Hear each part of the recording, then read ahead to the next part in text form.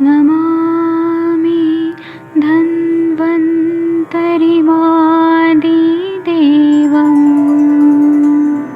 सुरासुरैर्वन्दितपादपद्मम् लोके जरामृत्युनाशम्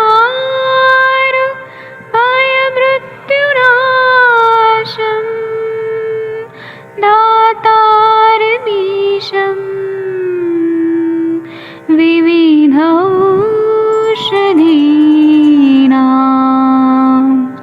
शङ्खं चक्रं जलौकां दधतं मृतघटं चारुतोर्भिश्चतुर्भिः सूक्ष्मस्वच्छादिरुद्यं शुकपरिविलसन्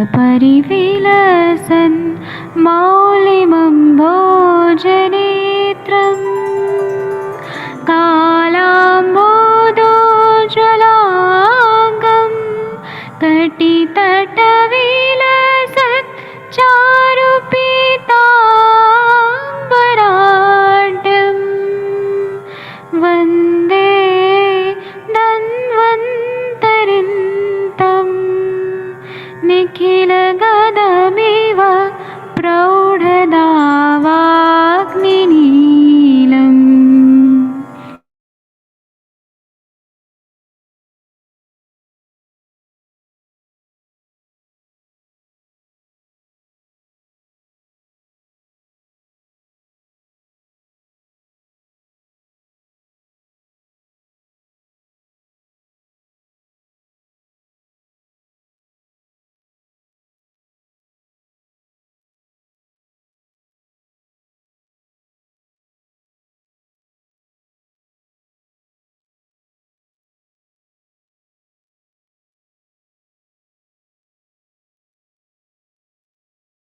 आज के सेकेंड डे के आज के लेक्चर में आप सभी लोगों का हार्दिक स्वागत है। मेरी तरफ से सादर प्रणाम आप सभी लोगों को। जी। जी प्रदुमन सिंह जी। हाँ, आप सभी लोगों को सादर प्रणाम। ठीक है। तो आज का लेक्चर कल का कैसा रहा आप लोगों का, थोड़ा बताइए कुछ। अगर आप लोगों को कोई कंफ्यूज, जी प्रणाम प्रणाम एनपी यादव जी। जी जी। कल का कुछ अगर हो, अगर कोई शंका हो किसी तरह की। जी प्रतिभा जी, जी प्रणाम प्रणाम। लोकेश जी प्रणाम प्रणाम। जी। कल का कैसा रहा अनुभव? कल जो मैंने टॉपिक, जो कल का जो मैंने उठाया था वो टॉपिक था आपका फीवर से रिलेटेड। ठीक है। तो हुआ क्या, उसमें दो टॉपिक जो उससे रिलेट काफी करता है और आज के टॉपिक से रिलेट करता है, तो इसलिए ये वाला जो दो पार्ट है ना आज के लेक्चर का, जो मैंने पीडीएफ डाला है उसमें शुरू का जो दो पेज है ना, ये ज्वर से भी रिलेट करता है और साथ साथ आज के टॉपिक से भी रिलेट करता है। तो इसीलिए मैंने इसको आज सेकेंड डे वाले में इसको मैंने इंक्लूड किया है। ठीक है जी प्रभाकर सिंह जी, जी जी प्रणाम प्रणाम प्रणाम। आप सभी लोगों को प्रणाम। और देखिए अभी लोग जुड़ते जा रहे हैं। ठीक है। कुछ लोगों का, चूंकि वैसे मैंने टाइमिंग, देखिए 9 o'clock की टाइमिंग इतनी अच्छी टाइमिंग है। जी प्रणाम प्रणाम सुप्रिया जी। इतनी अच्छी टाइमिंग है कि इस समय आप सारे काम से आप फ्री हो जाते हैं, दिन भर के सारे काम से। ठीक है। और मार्केट भी अगर जाना हो तो आप मार्केट से होके आ सकते हैं इस समय तक। 9 बजे बाद जनरली आपको ही जाता है। जी प्रणाम। कल का टॉपिक रह गया, प्लीज आप कुछ कल वाला भी बता देते। अच्छा श्याम सुंदर जी, आप कब जुड़े कल नहीं थे आप, श्याम सुंदर जी कल? श्याम सुंदर जी, कल आप कब ऐड हुए थे? कोई एक पार्टिसिपेंट थे, वो थोड़ा सा लेट कल ऐड हुए, मुझे लग रहा है वो रात में ज्वाइन नहीं कर पाए थे। कोई बात नहीं, आप एक काम कीजिएगा। हाँ श्याम सुंदर जी, आप परेशान मत होइए। आप इसका वीडियो आप पहले आप देख लीजिएगा। कल का बहुत लंबा वीडियो है, 2 घंटे का है। वो आज मैं रिपीट नहीं कर सकता हूँ, लेकिन अगर आपको कोई दिक्कत होगी, कोई बात नहीं रश्मि जी, कोई दिक्कत नहीं है। अगर आप नहीं जुड़ पाए, कोई भी नहीं जुड़ पा रहा है, तो कोई उससे घबराने की बात नहीं है। उसको कंप्लीट कराना मेरी जिम्मेदारी है। ठीक है। तो मैं अलग से मैं आपको समझा दूंगा उसको। ठीक है। बाकी व्हाट्सएप पे रहेंगे, उस पर पहले आप वीडियो पहले आप देख लीजिएगा। कल का जो वीडियो है उसको आप देख लीजिएगा। उसमें से आप क्या कीजिएगा, आप पॉइंट जो है आप नोट कर लीजिएगा। जो चीज आपको देखिए, कल जो चीजें मैंने बताई बहुत विस्तार से मैंने बताई थी, पूरा टाइम लेकर मैंने बताया था। ठीक है, तो उस चीज को आप लोग एक जगह नोट कर लीजिएगा। अगर अगर कोई कंफ्यूजन होगा, जहाँ पे आपको कंफ्यूजन समझ में आए, फिर उसको आप व्हाट्सएप पे या पर्सनल मेरे व्हाट्सएप नंबर पे आप लिख दीजिएगा, मैं उसको उसका समाधान मैं कर दूंगा। ठीक है, क्योंकि इस जैसे किसी का और भी लोग हो सकते हैं जिनका आज ब्रेक हो सकता है। जैसे अभी देखिए 32 लोग ये भी जुड़े हैं, जबकि टोटल 58 लोग हैं लगभग। तो कुछ लोग क्या है कि वीडियो देख लेते हैं, उनको एक समाधान एक मिल जाता है, हल्की जानकारी मिल जाती है। और कई लोग चाहते हैं कि हमें थोड़ा डिटेल में जानकारी मिले। ठीक है, तो डिटेल में जैसे जानकारी के लिए जो है, तब तो क्लास अगर आप अटेंड करेंगे तो इसी से आपको बेनिफिट मिलेगा डिटेल में जानकारी का। ठीक है, तो जितने लोग भी जुड़ चुके हैं, देखिए लोग जुड़ते जा रहे हैं। एक आध मिनट और वेट करते हैं, उसके बाद क्लास स्टार्ट करते हैं, क्योंकि कल की क्लास बहुत लंबी मेरी चली। अभी तक 2 सेशन मेरा हो चुका है, लेकिन इतनी लंबी क्लास नहीं चली थी जितनी कल की चली थी मेरी। 2 सेशन इससे पहले पिछले मंथ में मेरा हुआ था, तो पहले दिन की क्लास मेरी 10:15 से लेके 10:30 तक कंप्लीट हो जाती थी। कल पहली बार मेरी क्लास जो है वो 11 बजे जाके खत्म हुई है, 2 घंटे में। क्योंकि क्वेरीज थी आप लोगों की, ये बड़ी अच्छी बात रही कि आप लोगों के अंदर क्वेरीज आई। क्योंकि क्वेरीज आना ही, देखिए हमारी पूरी आयुर्वेद की किताब जानते हैं कैसे लिखी गई है? आयुर्वेद की संहिता जो हमारी लिखी गई है, ये गुरु और शिष्य के बीच में प्रश्न का वार्तालाप हुआ। ठीक है, अग्निवेश एक ऋषि थे जो वैद्य थे, उन्होंने अपने गुरु आत्रेय पुनर्वसु जी से बार बार जो प्रश्न पूछा, उसी प्रश्न का, कोई बात नहीं मनोज जी, कोई घबराने की बात नहीं। आप वीडियो देख लीजिए, जो लोग भी नहीं अटेंड कर पाए कल की क्लास, वीडियो देख के मुझे पूछ सकते हैं। ठीक है, मैं कोई भी होगा तो समाधान में कर दूंगा उसका। तो वो जो प्रश्न पूछते गए, उसी प्रश्न का जवाब उनके गुरुओं ने दिया, और उसके बाद ये आयुर्वेद का हुआ कि बल्ब क्यों जलता है, बल्ब कैसे जलता है, क्यों, कहाँ, कब, कैसे। तो इस टाइप का जो प्रश्न होता है, ये आप जितना ज्यादा से ज्यादा पूछेंगे, मुझे बताने में उतनी ज्यादा से ज्यादा उत्सुकता मेरी बनी रहेगी। और ये जो क्लास है ना, ये तभी सफल है जब आप इसमें खुल के आप पूछिए, जो मर्जी वो पूछिए आप। ठीक है,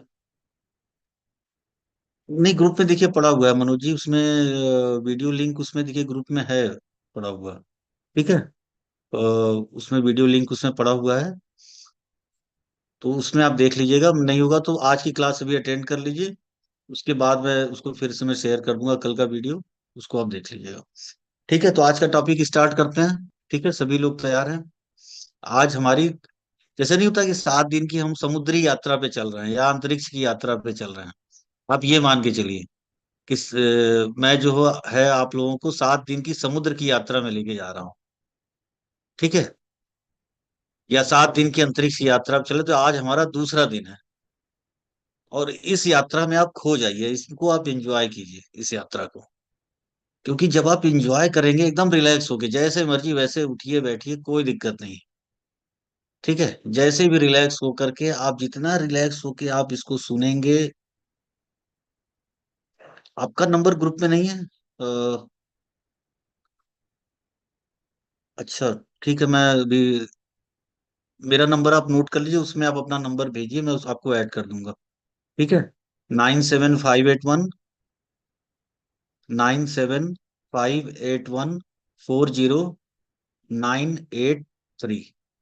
ठीक है, इस नंबर पे आप मुझे व्हाट्सएप कीजिए, मैं आपको, जी जी जी, इस नंबर पे आप मुझे व्हाट्सएप कीजिए, मैं आपको ऐड कर दूंगा अपने उस ग्रुप में। ठीक है, तो अब मैं बता रहा हूँ, देखिए एकदम आप बेझिझक होके, जितना रिलैक्स होके आप सुनेंगे समझेंगे, उतना ही ज्यादा आपको फायदा मिलेगा। अब देखिए एक और आ गया सडन पानी। आपको मैंने क्या बताया था? Medicated water. जो कल मैंने आपको बताया था कि पैरासीटामोल की तरह आयुर्वेद में टेम्परेचर घटाने की एक दवा है सडंग पानी। ये कोई भी बना सकता है, हर आदमी को रखना चाहिए, मैं तो कहता हूँ। और बच्चों तक को भी आप दे सकते हैं, आप ये 2 साल से ऊपर तक के सारे बच्चों को आप चलाइए, कोई दिक्कत नहीं। अब एक दवा थी जो मैंने, ब्लीडिंग अगर किसी को हो जाए और बुखार हो, जैसे डेंगू में होता है, तो उसके लिए मैंने बताया था सेम सडंग पानी वाली दवा जिसका नाम था हीबेरादी पानी है। ठीक है, बस उसमें क्या था, उसमें सोंठ नहीं था। देखिए, जानते हैं सोंठ बहुत गर्म होती है।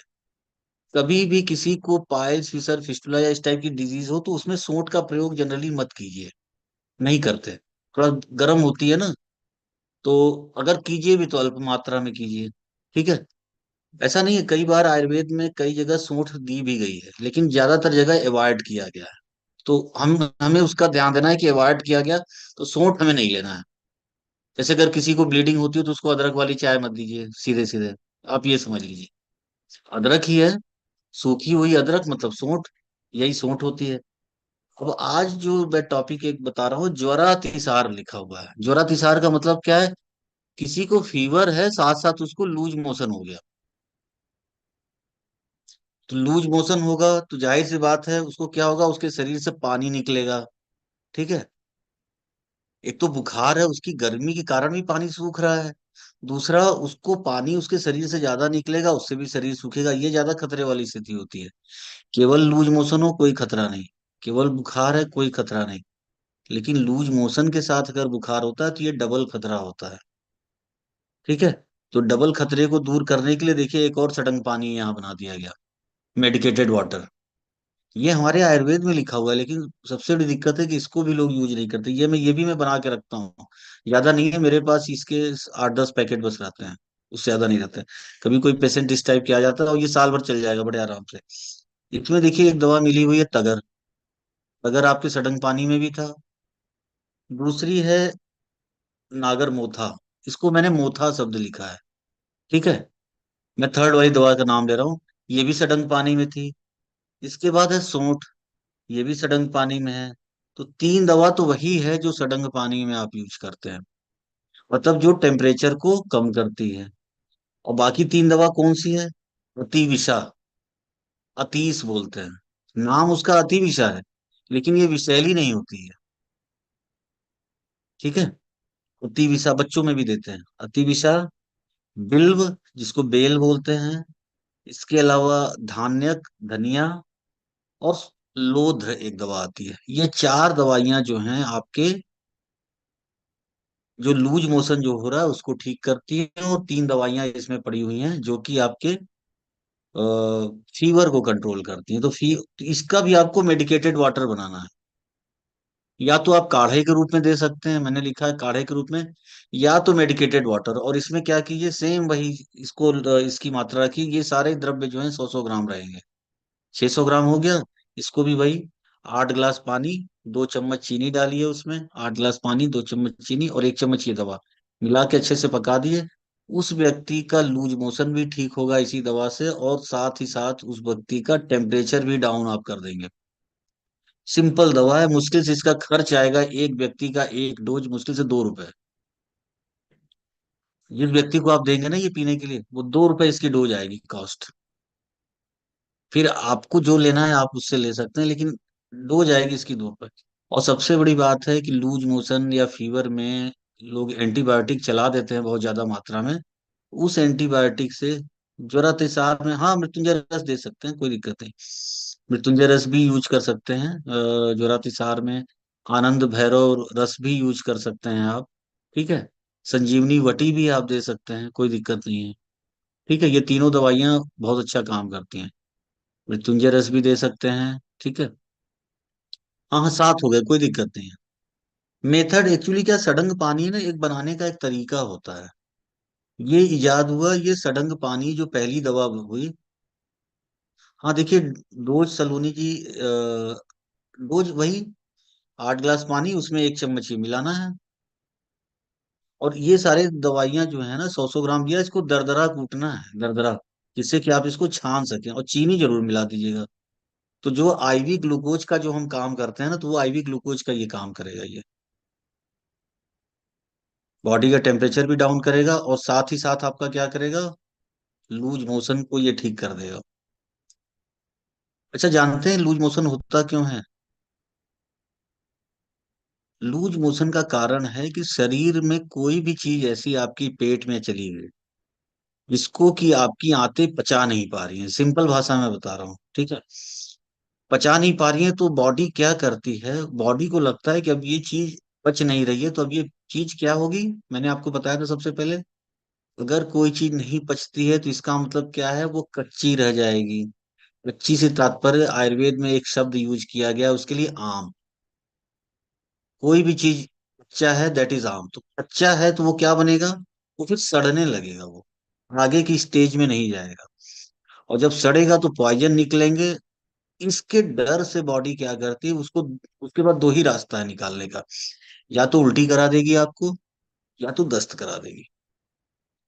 अगर अपच हुआ तो या तो व्यक्ति को उल्टी हो जाएगा, उससे बाहर निकल जाएगा। अगर उल्टी नहीं हुआ तो उल्टी कब होता है, जब ऊपर की तरफ रहता है, जब आपके सीने से ऊपर की तरफ लगभग सना रहेगा ना, तभी उल्टी हो पाएगा। अगर उसके आगे खिसक गया है, फिर पॉइजन बना है, तो वो फिर दस्त के माध्यम से बॉडी खुद ही निकालती है उसको।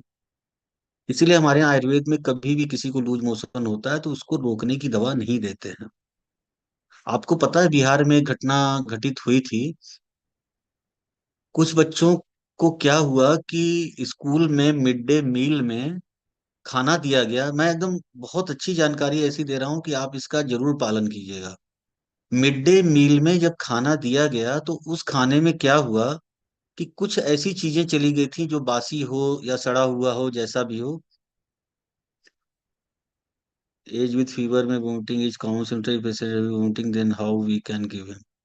हाँ मैं बताऊंगा उसके लिए, ये वोमिटिंग भी ठीक करती है ये जो दवा है ये वोमिटिंग भी ठीक करेगी। मैं आपको बता रहा हूँ हुआ क्या कि उन बच्चों को उल्टियां आने लगी। खाना खाते ही उनको उल्टियां आने लगी। उसके बाद क्या हुआ, उनको पटना के मेडिकल कॉलेज में उन सारे बच्चियों को ले जाया गया, बच्चों को। अब देखिए वहां पे इतने बड़े बड़े डॉक्टर हैं, एमबीबीएस डिग्री है, सब कुछ है, लेकिन वहां पे होता क्या, इमरजेंसी में आदमी को ध्यान ही नहीं आता कि हमें करना क्या है। उन्होंने क्या किया, उल्टी रोकने की एक दवा आती है, इंजेक्शन आता है पेरिनॉर्म। खूब कॉमनली आप किसी भी दवा दुकान से, आप धड़ल्ले से आप खरीद सकते हैं। उसका इंजेक्शन तड़ातड़ उसको लगाना चालू कर दिया गया सारे बच्चों में, और सारे बच्चों की डेथ हो गई। तो उस दवा से नहीं हुई, उस दवा ने क्या किया, उल्टी को रोक दिया। और उल्टी क्या था, वो पॉइजन था, बॉडी खुद ही निकाल रही थी उसकी उल्टी को। इसीलिए हमारे आयुर्वेद में अगर किसी को उल्टी होती है या दस्त होता है तो वेट करते हैं, 6 घंटे 8 घंटे वेट करते हैं, तुरंत नहीं रोकते कभी भी। हमारे यहाँ आयुर्वेद में एकदम कॉन्सेप्ट क्लियर है कि आप मत रोकिए। अगर किसी को उल्टी हो रहा है मत रोकिए, थोड़ा सा उल्टी निकल जाने दीजिए। दस्त हो रहा है दस्त होने दिए, कचरा जितना गंदगी है बाहर निकाल दिए। क्योंकि हमारे यहाँ तो वमन और विरेचन तो कर्म कराया जाता है। आप ये सोचिए, हमारे यहाँ आयुर्वेद में लोगों को उल्टी कराई जाती है, दस्त कराए जाते हैं, शरीर की गंदगी को बाहर निकालने के लिए। और किसी को नेचुरली अगर हो रहा है तो उसको रोका रोकिए मत। उसके बाद अगर शरीर में कमजोरी आती है तो आप इसको कर सकते हैं। अब जैसे किसी का प्रश्न था कि अगर किसी को वोमिटिंग हो रही हो लूज मोशन के साथ, तब हम क्या दिए। देखिए इसका सबसे बढ़िया उपाय है, इसमें आप इलायची आप मिला दीजिए। बड़ी इलायची होती है ना, इसी में आप बड़ी इलायची मिला दी। देखिए मैं हर चीज का उपाय आपको बताता जा रहा हूँ। बताया ना कि अगर प्रश्न आएगा तो उसका उत्तर भी तो आपको मिलेगा। बड़ा अच्छा किसी ने प्रश्न पूछा है, सर इसके साथ अगर वोमिटिंग हो जाए तो हम क्या करें, वो तो पी नहीं पाएगा, तो उल्टी कर देगा। ये बिल्कुल बात सही है, उल्टी कर देगा। तो आप इसमें बड़ी इलायची के 2 4 दाने आप मिला दीजिए। जैसे ही आपने बड़ी इलायची के आपने 2 4 दाने मिलाए, उस वो क्या वोमिटिंग को रोकता है, बड़ी इलायची जो होती है। तो उसके दाने मिलाइए, वो वोमिटिंग को रोकेगा। बाकी ये दवाइयाँ क्या हैं, अच्छा जानते हैं ये दवाइयाँ दस्त को नहीं रोकेंगी। मैंने बताया आपको दस्त को रोकी, ये जानते क्या करेंगी, जो अपक को जो चीज नहीं बनी हुई थी पेट में, जो चीज कच्ची रह गई थी, उसको ये पचा देती है बस। जो चीज शरीर में कच्ची रह गई थी, जो पच नहीं रही थी, और जिसको बॉडी निकालने का प्रयास कर रही थी, ये क्या करेगी, उसको पचा देगी उसको। और जब पचा देगी तो मोशन खुद ही रुक जाएगा। ठीक है। तो ले दे के हमारे आयुर्वेद का कॉन्सेप्ट है कि मोशन को आपको रोकना नहीं है, आप उससे पहले वाली स्टेज पार कीजिए। जैसे अगर आपका बच्चा मांग रहा है, आपसे जिद कर रहा है कि मुझे पेंसिल चाहिए, तो आप उसे पेंसिल दीजिए, न कि आप उसको मोबाइल पकड़ा दीजिए। ठीक है। मतलब बड़ा इलाज करने की जरूरत नहीं, जहां सुई से काम चल रहा है वहां सुई से उपाय कीजिए। ठीक है। तो यहाँ सुई से ही काम चल जा रहा है, तो इसमें लोध्र है तो वो कुछ, हाँ स्तंभन थोड़ा सा करेगा। लोध्र, एकमात्र लोध्र, ये सही चीज पकड़ा इन्होंने। एकमात्र लोध्र ही है जो कि स्तंभन करेगा। अतिविषा भी थोड़ा करता है, लेकिन अतिविषा और नागर मोता आम का पाचन करते हैं। ये ज्वर वाले भी आम का पाचन करते हैं, और जो पेट में जो दस्त लगी है उसका भी आम का पाचन करते हैं। सौंठ भी यही काम करती है, आम का पाचन करती है, दस्त को रोकती नहीं। लोध थोड़ा कसैला होता है, तो ये थोड़ा सा स्तंभन का काम करता है, थोड़ा सा रोकता है। लेकिन इसकी मात्रा देखिए, 7 दवाइयां हैं। 7 दवाइयों में 1 चम्मच में अगर आप देखेंगे तो लोध की मात्रा कितनी हो जाएगी? 7 दवाई है ना ये। 7 दवाई में 1 चम्मच में लोध की मात्रा 1 चम्मच का 7वां हिस्सा रहेगा। इसलिए कोई दिक्कत नहीं है, ये हल्का सा करेगा, बहुत ज्यादा। तो ये बहुत इंपॉर्टेंट है, ये दवा को भी इस सडंग पानी मेथड से वैसे ही सेम 8-10 गिलास पानी में पकाइए, 2-3 चम्मच चीनी डाल दीजिए। चीनी डाल के फिर छान लीजिए, छान के यही पीने पर पिलाइए, उसके अंदर ग्लूकोज की पूर्ति हो जाएगी और फीवर भी उतर जाएगा। 24 घंटे के अंदर व्यक्ति ठीक हो जाएगा। और सबसे बड़ी बात है, उसके मुंह का स्वाद कड़वा नहीं होगा। और दूसरा, उसकी भूख और ज्यादा बढ़ जाएगी, मैं बता रहा हूँ, इसकी मैं गारंटी दे रहा हूँ, भूख बढ़ जाएगी, वो व्यक्ति खूब खाना खाएगा। बाकी आप जो दवाइयां आप चलाना चाहते हैं, अपनी इच्छा है आपकी, जो भी दवाई आप देना चाहें आप दीजिए। लेकिन अगर इसको अगर आप प्रयोग करेंगे तो ये ज्यादा लाभदायक होगी।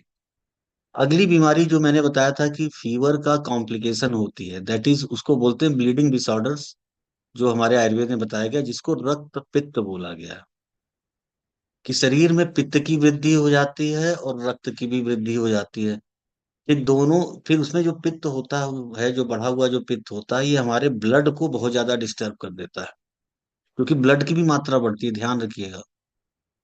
ब्लड की कौन सी मात्रा बढ़ती है? ब्लड के प्लाज्मा की मात्रा बढ़ती है बहुत ज्यादा। ठीक है।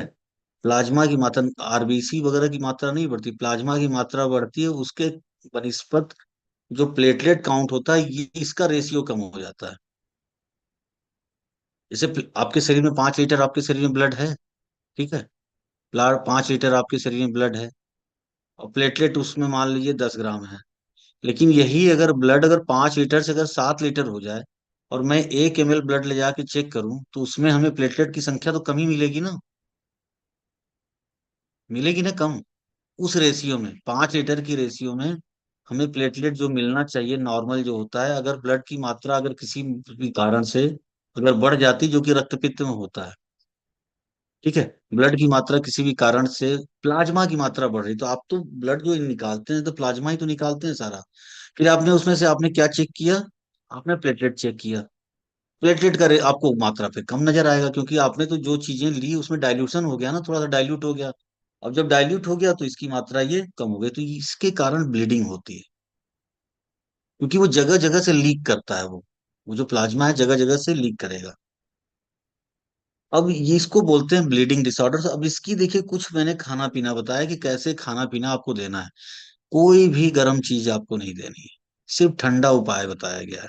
जो कि मैंने, मतलब जो समझ लीजिए डेंगू का जो उपाय था ना, जो काम आप डेंगू की इलाज में करते हैं, लगभग लगभग उसी तरह का इलाज आपको सबको ही करना है। और जो इलाज इसमें करते हैं वो इलाज आप डेंगू में कर सकते हैं। मूंग मसूर के दाल का पानी दीजिए आप। कोई भी बड़ी दाल नहीं देनी है, जैसे राजमा, उड़द, छोले, चने, ये सारी दालें बड़ी होती हैं, ऐसी दाल नहीं देनी है। आपको मूंग मसूर छिलके वाली देनी है, या बिना छिलके वाली भी आप दे सकते हैं। ये बहुत शीतल होती है, ठंडा, तासीर बहुत ठंडा होता है। ठीक है। और प्रोटीन की मात्रा कम होती है, तो ये देना है। परवल बहुत अच्छा फायदेमंद है, परवल की सब्जी आप खाएं। हाँ, रवि भट्ट जी बोले, देखिए वॉल्यूम का तात्पर्य ये है कि होता क्या है, जैसे हमारे आयुर्वेद में नहीं बताया कि रक्त की वृद्धि हो जाती है और पित्त की वृद्धि हो जाती है, रक्त पित्त में। तो रक्त में किस चीज की मात्रा बढ़ती है? आरबीसी या हीमोग्लोबिन की मात्रा नहीं बढ़ती है, ये बढ़ता है ब्लड का वॉल्यूम बढ़ता है। और ब्लड का वॉल्यूम कहाँ से बढ़ता है? ये जगह जगह से सिक्रीशंस जो होते हैं आपके ब्लड में आते हैं बॉडी के, तो उससे उसकी मात्रा बढ़ जाती है। ठीक है। क्योंकि इसको तो नापा ही नहीं जा सकता ना कि आपके शरीर में कितने लीटर ब्लड है। आज तक कोई मशीन नहीं बनी जो मेरे अंदर बता दे कि मेरे अंदर 5.3 लीटर ब्लड है, अर्जुन सिंह जी के अंदर 5.4 लीटर ब्लड है, प्रद्युमन सिंह जी के अंदर में 5.9 लीटर ब्लड है, दीपक जी के बॉडी में 6 लीटर ब्लड है, पंकज जी के अंदर जो है 7 लीटर ब्लड है। ऐसा कोई मशीन नहीं आया जो इसको बता सके। लेकिन ब्लड वॉल्यूम बढ़ता है ये हमारा आयुर्वेद बोलता है। तो मैं आयुर्वेद के कॉन्सेप्ट को इससे समझ रहा हूँ कि अगर ब्लड वॉल्यूम बढ़ रहा है तो जब हम प्लेटलेट जब चेक करेंगे उसमें, जब हम चेक करेंगे तो क्या है, प्लेटलेट का रेशियो उस ब्लड वॉल्यूम के कंपेयर तो कम ही मिलेगा ना हमें, क्योंकि डाइल्यूट हो गया वो। कहाँ 5 लीटर में 1 लाख प्लेटलेट थी, अब आपके शरीर में ब्लड की मात्रा हो गई 5.5 लाख या 6 लाख, तो वो प्लेटलेट काउंट जब आप 1 ml निकालेंगे तो आपके शरीर में पता चला प्लेटलेट उस 1 ml में 50,000 मिलेगी। और कह देंगे भाई प्लेटलेट घट गया, प्लेटलेट घट गया, और मरीज भी पैनिक हो जाता है, डॉक्टर भी पैनिक हो जाते हैं। चढ़ाओ प्लाज्मा ले दे के उसका दो, चाहे 2-3 दिन में 2-3 लाख रुपए का बिल अच्छा खासा बन जाता है। मैं बता रहा हूँ, मेरे पास जो पेशेंट आए थे उनका प्लेटलेट 10 से 15 हजार प्लेटलेट था, और मैंने उनको हिबेरादी पानी दिया था, जो मैंने डेंगू में बताया था ना कल आपको, कि डेंगू में मैंने हिबेरादी पानी दिया और वो सारे के सारे ठीक हुए। कभी अगर मौका मिलेगा तो मैं आपको वीडियो शेयर करूंगा उनका, उस पेशेंट को मैं बुलाऊंगा, विथ फैमिली वो सारे बीमार थे वो। 6 से 7 लोगों को डेंगू हुआ था, और उसके गांव में 6-7 डेथ हो गई थी। अब वो मारे डर के कहीं नहीं जा रहा था। ठीक है। अब देखिए, लाल चावल बहुत अच्छा माना जाता है ब्लीडिंग रोकने के लिए। लाल चावल हमारे यहाँ पर्वतीय क्षेत्रों में, उत्तराखंड में, आप मान के चलिए 120 रुपए किलो ये चावल मिलता है। और ज्यादातर पब्लिक इसी चावल को खाती है पहाड़ों में। लाल चावल सबसे बेस्ट चावल हमारे आयुर्वेद में माना गया है। अगर ये मिले तो ऐसा, अगर किसी को ब्लीडिंग होती है ना बार बार, अगर आपको लगता है कोई व्यक्ति ब्लीडिंग से पीड़ित है, या नाक से जैसे खून आना, आपको पता है ना नाक से खून कई लोगों को आ जाता है, या गले से खून आ जाता है, तो ऐसे लोगों में आप लाल चावल का आप सेवन कराइए। सिंपल खाना। ठीक है। मूंग मसूर की दाल खिलाइए, हल्की दालें खिलाइए, मसालेदार चीजें मत दीजिए। तो ये सब चीजें क्या है, ये खान पान आपको रखना पड़ेगा। एक दवा बताई गई है आयुर्वेद में जो बहुत इंपॉर्टेंट है ब्लीडिंग रोकने के लिए, वो है वासा का स्वरस। वासा क्या है, ब्लीडिंग को रोकने में सबसे बेस्ट दवा मानी गई। देखिए, वासा का 3 जगह बहुत जबरदस्त काम करता है। वासा 3 जगह इसका जबरदस्त रोल है, ये आप नोट कर लीजिएगा। पहला तो आपका ब्लीडिंग के लिए।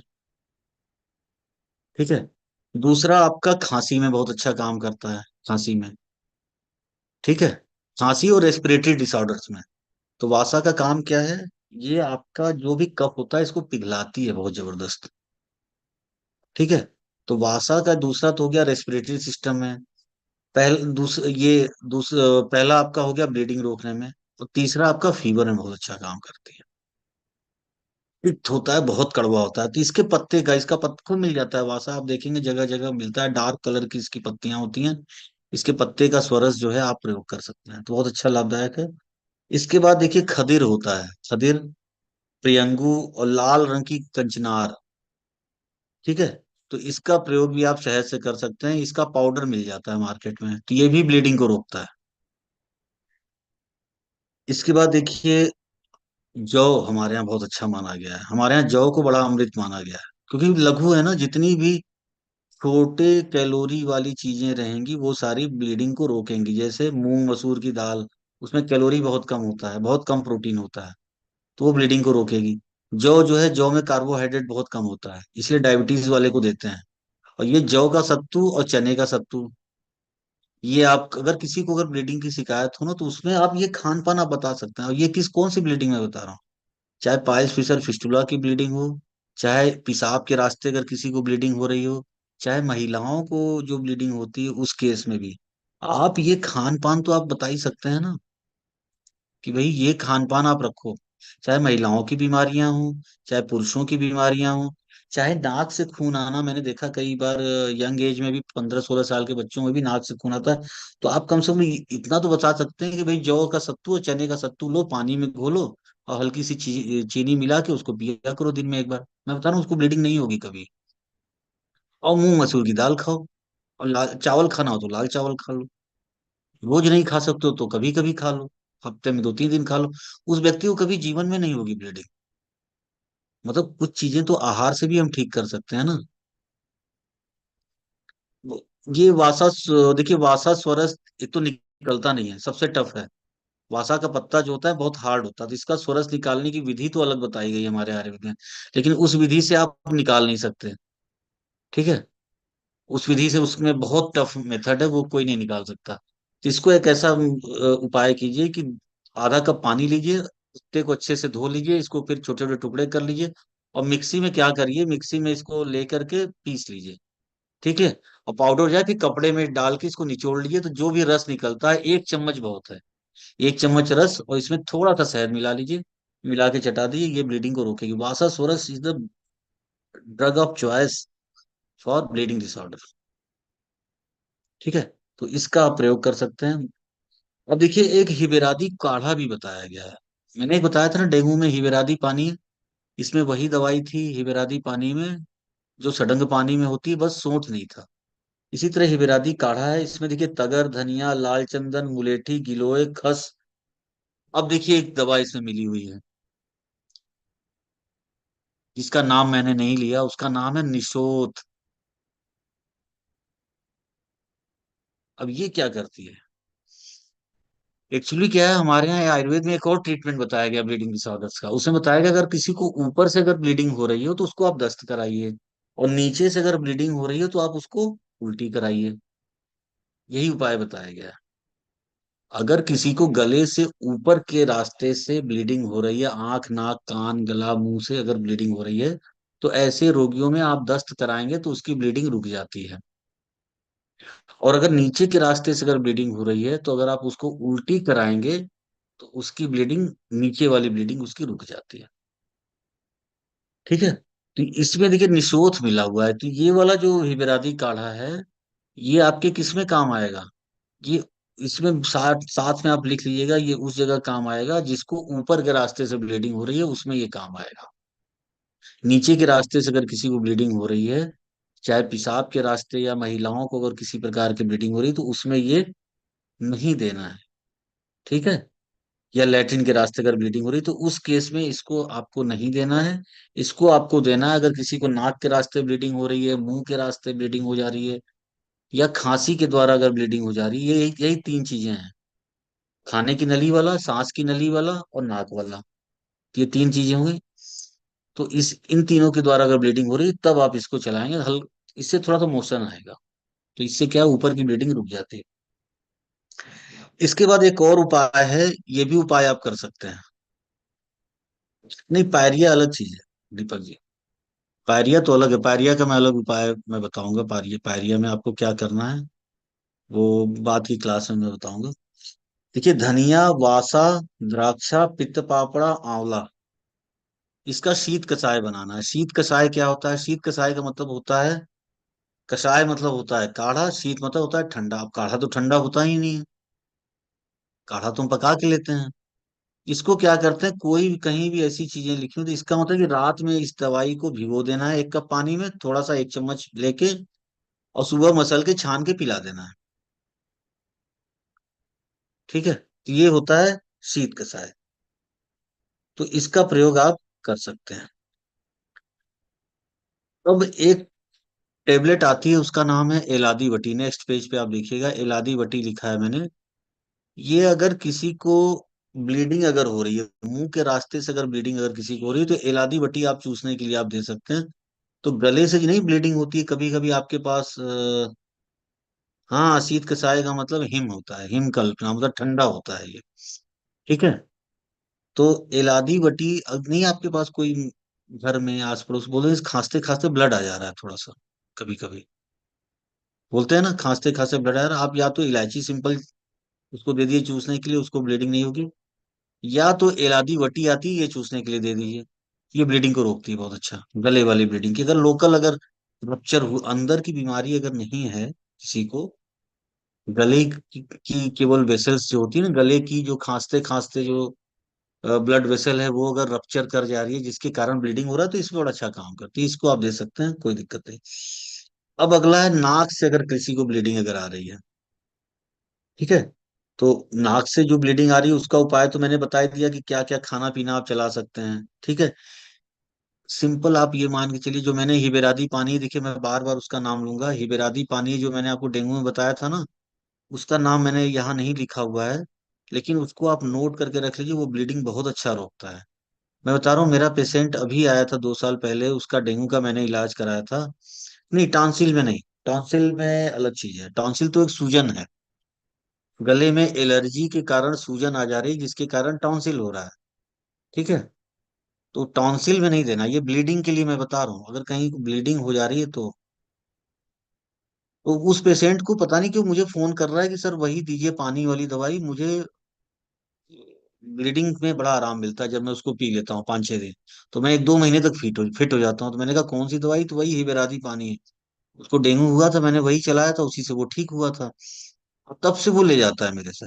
लेकिन इस बार मैंने स्ट्रिक्टली कहा कि ऐसा है, बार बार इस तरह से ठीक है नहीं, तुम एक काम करो, जाके किसी सर्जन से चेकअप कराओ।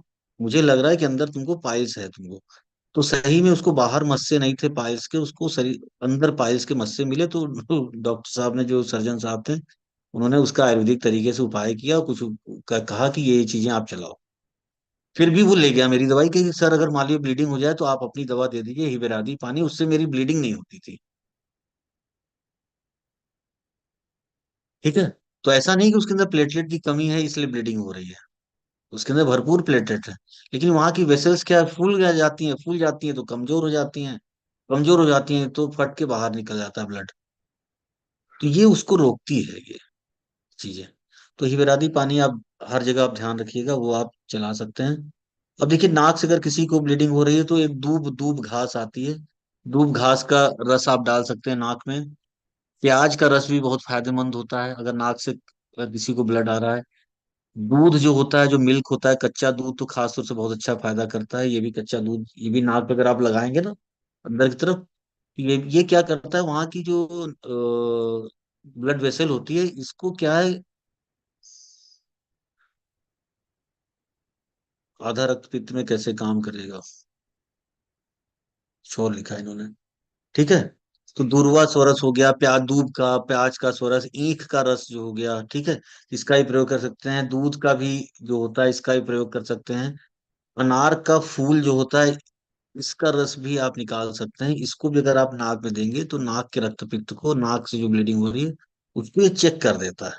लेकिन बीपी आप अवश्य चेक कराएं कि किसी का बीपी तो नहीं बढ़ा है। ठीक है। दूर्वा स्वरस आप पिलाना चाहें तो पिला दीजिए, कोई दिक्कत नहीं है। बहुत अच्छा है, पिला दीजिए, पिला सकते हैं। लेकिन ये लोकल एप्लीकेशन में बहुत अच्छा काम करता है, मतलब नाक में डालने के लिए ज्यादा अच्छा काम करता है। पिलाने के लिए तो आप पिला सकते हैं, कोई दिक्कत नहीं। अब अगर किसी को पेशाब के रास्ते अगर ब्लड अगर आ रहा हो, उसमें कोई भी कारण हो सकता है। एक तो स्टोन के कारण भी हो सकता है, या कोई भी कारण सिंपल हल्का सा इरोजन हो गया, उसके कारण ब्लीडिंग आ रही है। तो इसके लिए देखिए, सबसे बेस्ट दवा मैं बता रहा हूँ, उसका नाम है तृण पंचमूल क्वाथ। ये काढ़ा है। ये बना बनाया मार्केट में हर कंपनी बनाती है। या साबुत ले लीजिए, जो कि पकाने वाला जो हो काढ़ा, वो ज्यादा अच्छा है। तो इसका क्या करते हैं ना, पहले काढ़ा बनाते हैं। 1 चम्मच लिया, 4 कप पानी उबाला, 1 कप बच गया, छान लिया। अब ये 1 कप काढ़ा आपके पास तैयार हो गया। अब इसको क्या कीजिए, 1 कप दूध के साथ इस काढ़े को उबालिए। 1 कप छना हुआ काढ़ा, 1 कप दूध लिया, उबाल लिया। उबालते उबालते तब तक उबालिए जब तक आपको लगे कि 1 कप दूध ही केवल बचा होगा, काढ़ा तो हमारा उबल के उड़ गया होगा, उसका पानी उड़ गया। तो 1 कप दूध बचा, उसको ठंडा करके वो पिलाइए आप। ठीक है। तो इसको बोलते हैं तृण पंचमूल क्वाथ से सिद्ध दूध का पान। उससे आपने, उस काढ़े से आपने उस दूध को सिद्ध कर दिया। सिद्ध कर दिया अर्थात उसके सारे द्रव्य उसमें चले गए, और पानी आपने उड़ा दिया, 1 कप ही बचा अंत में। उसको फिर पिला दीजिए। ये पेशाब के रास्ते जो ब्लीडिंग होती है, इसमें बहुत अच्छा काम करता है। स्त्रियों में, जो महिलाओं में जो भी बीमारी हो रही है, देखिए यहाँ शॉर्ट में मैं बता रहा हूँ, बहुत आगे तो जो फीमेल के जो डिसऑर्डर्स हैं उनका तो बताऊंगा ही मैं, लास्ट डे जो लेक्चर रहेगा। लेकिन सिंपल एक दवा जो हमारे आयुर्वेद में बताई गई है, कि सिंपल अगर फिजियोलॉजिकल, मतलब अंदर कोई बीमारी नहीं है फिर भी ब्लीडिंग ज्यादा हो रही है, ठीक है, हार्मोनल, खास तौर से हार्मोन के इम्बैलेंस के कारण अगर किसी को ब्लीडिंग हो रही है, मतलब अंदर कोई बीमारी नहीं है, कोई भी इन्फेक्शन नहीं है, किसी भी तरह का सूजन नहीं है, कोई इन्फ्लेमेशन नहीं है, अनावश्यक बिना किसी कारण से अगर ब्लीडिंग होती है, तो उसको हम बोलते हैं हार्मोन के कारण ब्लीडिंग होती है। क्योंकि वो हार्मोन तो दिखाई नहीं देते, वो तो ब्रेन में बनते हैं और ओवरी में बनते हैं। तो उस हार्मोन की गड़बड़ी के कारण अगर ब्लीडिंग हो रही है तो उस केस में आप शतावरी घृत का प्रयोग कीजिए। ये वैसी ब्लीडिंग को ये ठीक कर देता है। बहुत जबरदस्त है महिलाओं में के लिए और पुरुषों के लिए। शतावरी जो समझ लीजिए आप अमृत है। शतावरी, शतावर, ठीक है। तो शतावरी का प्रयोग कीजिए। तो स्त्रियों में अगर संतानोत्पत्ति के में भी कार्य अच्छा करती है, ब्लीडिंग में भी काम करती है, रक्त पित्त में। इसके अलावा जो मानसिक व्याधियां होती हैं ना, पागलपन या मिर्गी का दौरा आता है ना, उसमें भी आप इसको चला सकते हैं। तो शतावरी घृत का देखिए इतना अच्छा रोल है, और ये मार्केट में मिलती है।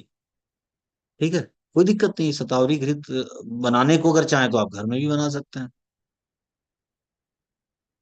2 बार दीजिए, आधा आधा चम्मच दीजिए, एक एक चम्मच में दीजिए, और पिघला के देना होता है। ये ध्यान रखिएगा कि जब भी आप देंगे दवा तो पिघली हुई मात्रा में रहनी चाहिए। मतलब गैस पे डायरेक्ट। अच्छा, पिघलाते कैसे हैं पता है? जो भी घी वाली दवाई है उसको पिघलाते कैसे हैं? कभी भी कटोरी में निकाल के मत पिघलाइए। इसको पिघलाने का देखिए तरीका है, आप किसी भगोने में गर्म पानी करके रख लीजिए, और जो शीशी हो जो आपकी, गर्म पानी वो रहेगा लगभग 70 के आसपास डिग्री सेंटीग्रेड उसका टेम्परेचर होना चाहिए। जो आपके पास शीशी है जिसमें ये दवा पड़ी हुई, उस दवा को शीशी सहित उसमें डुबो दीजिए। फिर देखिएगा उसकी गर्मी से, उसकी तपिश से वो थोड़ा सा पिघलेगा। वो जो घी होता है जम जाता है ना, वो पिघलेगा। फिर उसमें से आधा चम्मच लेके उसको पिलाइए। डायरेक्ट कभी मत इसको, अदरवाइज दवा खराब हो जाती है, विकृत हो जाती है। इसके बाद कुष्मांड खंड आती है एक दवाई। ये कद्दू से बना हुआ एक दवा है, ये आप प्रयोग कर सकते हैं। कुष्मांड खंड ये आधा आधा चम्मच सुबह शाम।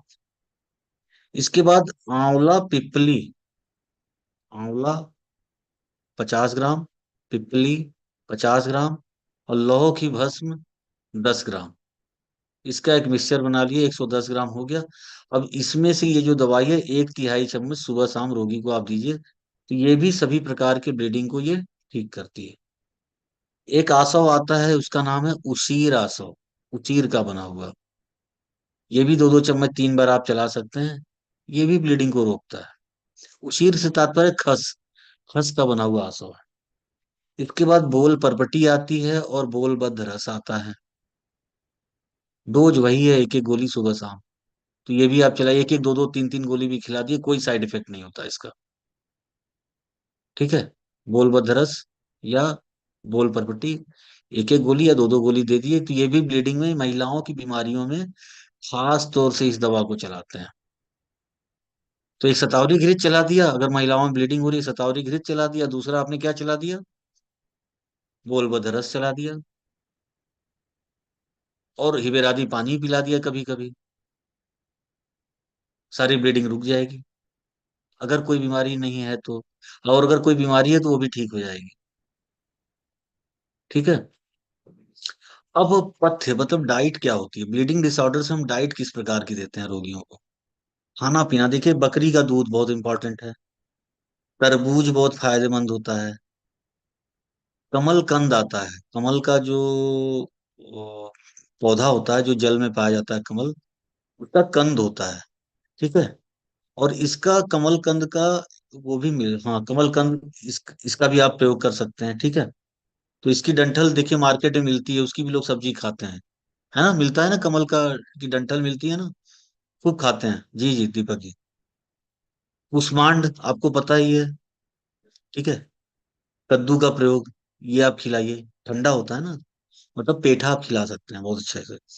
खजूर हो गया, अनार हो गया, आंवला हो गया, सत्तू हो गया जौ चने का, तो ये बड़ा लाभदायक होता है। तो ये देखिए ब्लीडिंग वाला जो चैप्टर है ये आपका कंप्लीट हो गया। अब देखिए आ गया आज का बहुत बड़ा टॉपिक है, नहीं तो टाइम बीत जाएगा। ठीक है, आज हमें 1 घंटे के अंदर इसको 45 मिनट्स में ये टॉपिक मैं कंप्लीट कर दूंगा। अब देखिए डाइजेस्टिव सिस्टम की बीमारियों के बारे में मैं बता रहा हूँ। डाइजेस्टिव सिस्टम मतलब हमारे मुंह से लेके लैट्रिन के रास्ते तक की सारी बीमारियों के बारे में मैं अभी चर्चा पहले कर लेता हूँ। ठीक है। उसके बाद मैं इनकी चिकित्सा के बारे में आऊंगा। सबसे पहले आ जाइए मुंह में। मुंह में क्या होता है? किसी भी तरह के छाले वगैरह हो जाते हैं मुंह में। ठीक है, जिसको बोलते हैं मुख पाक। मुंह अंदर से पक गया किसी भी कारण से, एलर्जी हो, पेट साफ नहीं हुआ उस कारण से अगर हो रहा हो, तो उस ज्यादातर देखिए पेट साफ नहीं होने के कारण होता है। कभी कभी शरीर में पित्त बढ़ जाता है, गर्मी बढ़ जाती है, उसके कारण होता है। तीसरा जो कारण होता है वो कभी कभी फंगल इन्फेक्शन अगर हो जाए तो उसके कारण भी छाले हो जाते हैं। ठीक है, इसको बोलते हैं स्टोमेटाइटिस।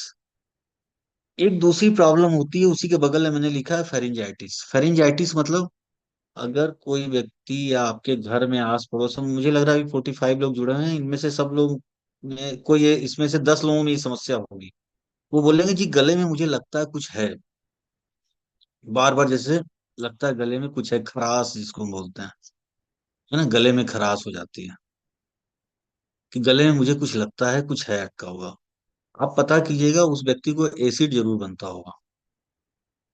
वो एसिड ऊपर आता है, कब आता है? जब वो व्यक्ति सोता है रात में, ऐसे सोया है, वो एसिड चूंकि बन ही रहा है उसको जो बहुत ज्यादा, वो आता है गले में आके वहां वो गले को छील देता है वो। और एक बार अगर छील दिया तो 2-3 महीने तो उसको खराश उसको बनी रहेगी, तो इसको बोलते हैं फेरिंजाइटिस। और कभी कभी वो व्यक्ति हल्का सा खांसता भी है, तो उस व्यक्ति को खांसी नहीं होती एक्चुअली, एक्चुअली क्या उसको एसिड बनता है। तो उसको एसिड रोकने वाली आप दवा देंगे तो उसकी ये खांसी या गले में खराश ये ठीक हो जाती है। इसके बाद जो बीमारी है जो बहुत सामान्य रूप से कई बार कई लोगों में मिल जाती है, जैसे अरुचि, भूख नहीं लगना। ठीक है, मतलब इस व्यक्ति में ये होता है कि उसको केवल भूख नहीं लग रही है, बाकी पाचन क्रिया ठीक है, अगर वो खा लेता है तो पाचन उसका हो जाता है, हो सकता है, लेकिन भूख नहीं लग रही है। और कभी कभी ये भी हो सकता है कि दो चीजें होती हैं, एक तो भूख नहीं लग रही है, ठीक है, जिसको एनोरेक्सिया नर्वोसा बोलते हैं, जो ब्रेन से रिलेटेड होता है। दूसरा एक कंडीशन आती है कि उसको भूख तो लग रही है लेकिन पाचन भी उसका गड़बड़ हो रहा है, उसको अरुचि के साथ उसको अग्निमांद भी है। अग्नि मतलब उसकी मंद हो गई है, अग्निमंद से तात्पर्य क्या है? जो उसके पूरी आंतों में जो भी डाइजेस्टिव एंजाइम है, जितने भी दिखे डाइजेस्टिव एंजाइम, ये सारे अग्नि अग्नि होती हैं। जितने भी डाइजेस्टिव एंजाइम्स होते हैं ये सारे क्या होते हैं? अग्नि का कार्य करते हैं। इनका काम ही है पचाना। कोई चीज को एक स्टेज से दूसरे स्टेज में ये कन्वर्ट करते हैं। तो कन्वर्ट कौन करता है आपको पता ही, अग्नि करती है ना। जैसे पाचकाग्नि आहार पे काम करती है, उसको रस में कन्वर्ट कर देती है। रसाग्नि रस पे काम करती है, उसको रक्त में कन्वर्ट कर देती है। रक्ताग्नि रक्त पे काम करती है, उसको मांस में कन्वर्ट कर देती है। ठीक है, मांसाग्नि मांस पे काम करती है, उसको मेद में कन्वर्ट कर देती है। ठीक है, ऐसे ही होता है ना। अब वो है क्या जो कन्वर्ट कर रही है? एक मतलब एक एक स्टेज से दूसरे स्टेज में कन्वर्ट करने का काम एंजाइम्स का होता है। तो शरीर में जो पाचक एंजाइम्स की जो कमी होती है यही अग्निमांद है। ठीक है, तो अग्नि मंद है इसका मतलब पाचक एंजाइम्स उसके शरीर में बहुत कम बन रहे हैं, खासतौर से उसके पेट में। तो पाचन क्रिया नहीं हो रही, इस कारण से भी अरुचि हो सकती है। अरुचि अग्निमांद अगर है तो जाहिर सी बात है उस व्यक्ति में इनडाइजेशन आपको मिलेगा ही मिलेगा। अजीर्ण जिसको बोलते हैं, कि खाना पचेगा नहीं, मतलब भूख लगी नहीं। या तो हो सकता है उसको भूख लगी हो, ये भी हो सकता है कि व्यक्ति को अरुचि नहीं है लेकिन अग्निमांद है। अरुचि नहीं है, अग्निमांद है, लेकिन वो व्यक्ति, हाँ अभी लोकेश कुमार जी भी मैं बता रहा हूँ कि पाचन कैसे नहीं हो रहा, मैं बताऊंगा उसका क्या क्या लक्षण होते हैं। उसको अजीर्ण, वो उसका पाचक एंजाइम उसके कम बन रहे हैं, फिर भी उस व्यक्ति ने, भूख तो उसकी लग रही है अच्छी, मान लीजिए उसको लग रही है अच्छी, वो भूख खाना खा रहा है, रुचि उसको नहीं है, खाना खा रहा है, लेकिन पाचक एंजाइम्स उसके शरीर में या तो कम बन रहे हैं या तो जब बनना चाहिए तो नहीं बन रहे हैं। जैसे पेट में खाना गया तो कम बन रहे हैं, जब पेट खाली है तो ज्यादा बन रहे हैं। ऐसा भी होता है हमारे पेट में। ऐसा कब होता है? जब जब पेट में वात का प्रकोप होता है। जब पेट में वात का प्रकोप हो जाएगा तो जानते हैं क्या गड़बड़ी हो जाती है, पेट के अंदर वात का अगर प्रकोप हो गया तो कोई व्यक्ति क्या है जब खाना खाएगा ना, वैसे नॉर्मल रूटीन होता है कि व्यक्ति खाना खाए तुरंत पाचक एंजाइम आ जाते हैं, ये उसको पचाते हैं खाने को। लेकिन अगर पेट में अगर वात का प्रकोप अगर हो गया तो जब वो खाना खाएगा ना तो उस समय पाचक एंजाइम नहीं आएंगे। और जब वो खाली पेट बैठा है तो पाचक एंजाइम आके बैठ जाएंगे पेट में। वो पेट तो जब आएंगे तो क्या करेंगे, पेट को ही पचाना चालू कर देंगे वो, आपके शरीर को ही गलाना चालू करेंगे। क्योंकि उनको तो खाना चाहिए, उसे पता चला वो खाने का टाइम ही नहीं, वो खाना क्यों खाएगा वो। ठीक है। तो ये अजीर्ण वाली स्थिति कभी कभी तब भी आती है जब व्यक्ति को अरुचि न हो, भोजन वो कर रहा है लेकिन अग्निमांद है तो अजीर्ण हो भी जाता है, या तो तीनों ही कंडीशन मिलती है। और इनडाइजेशन भी कई तरह का होता है अजीर्ण, वो मैं आगे बताऊंगा। इसके बाद अम्ल पित्त वाली एक स्थिति आती है जिसमें एसिडिटी होती है।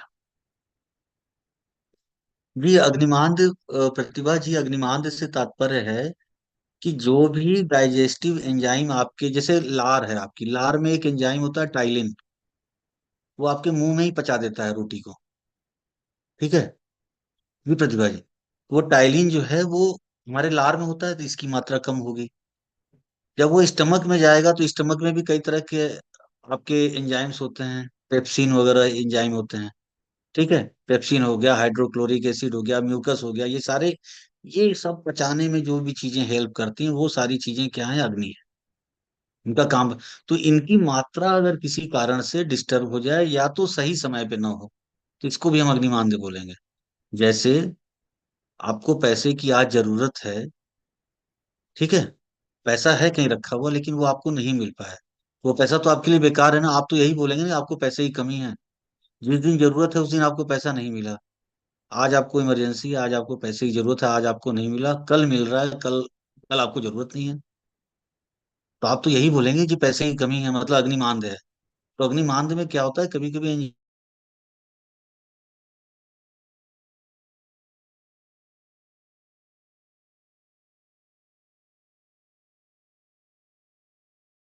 की मात्रा भी शरीर में ज्यादा रहती है, काम जब व्यक्ति नहीं खा रहा है तो पड़ी हुई एंजाइम नहीं बोलते हैं। तो अग्निमांद से तात्पर्य है डाइजेस्टिव एंजाइम की मात्रा कम होना। और देखिए, अम्लपित्त हो गया, इसके बाद एक बीमारी आती है जो इसी से रिलेटेड है, वो है अल्सर।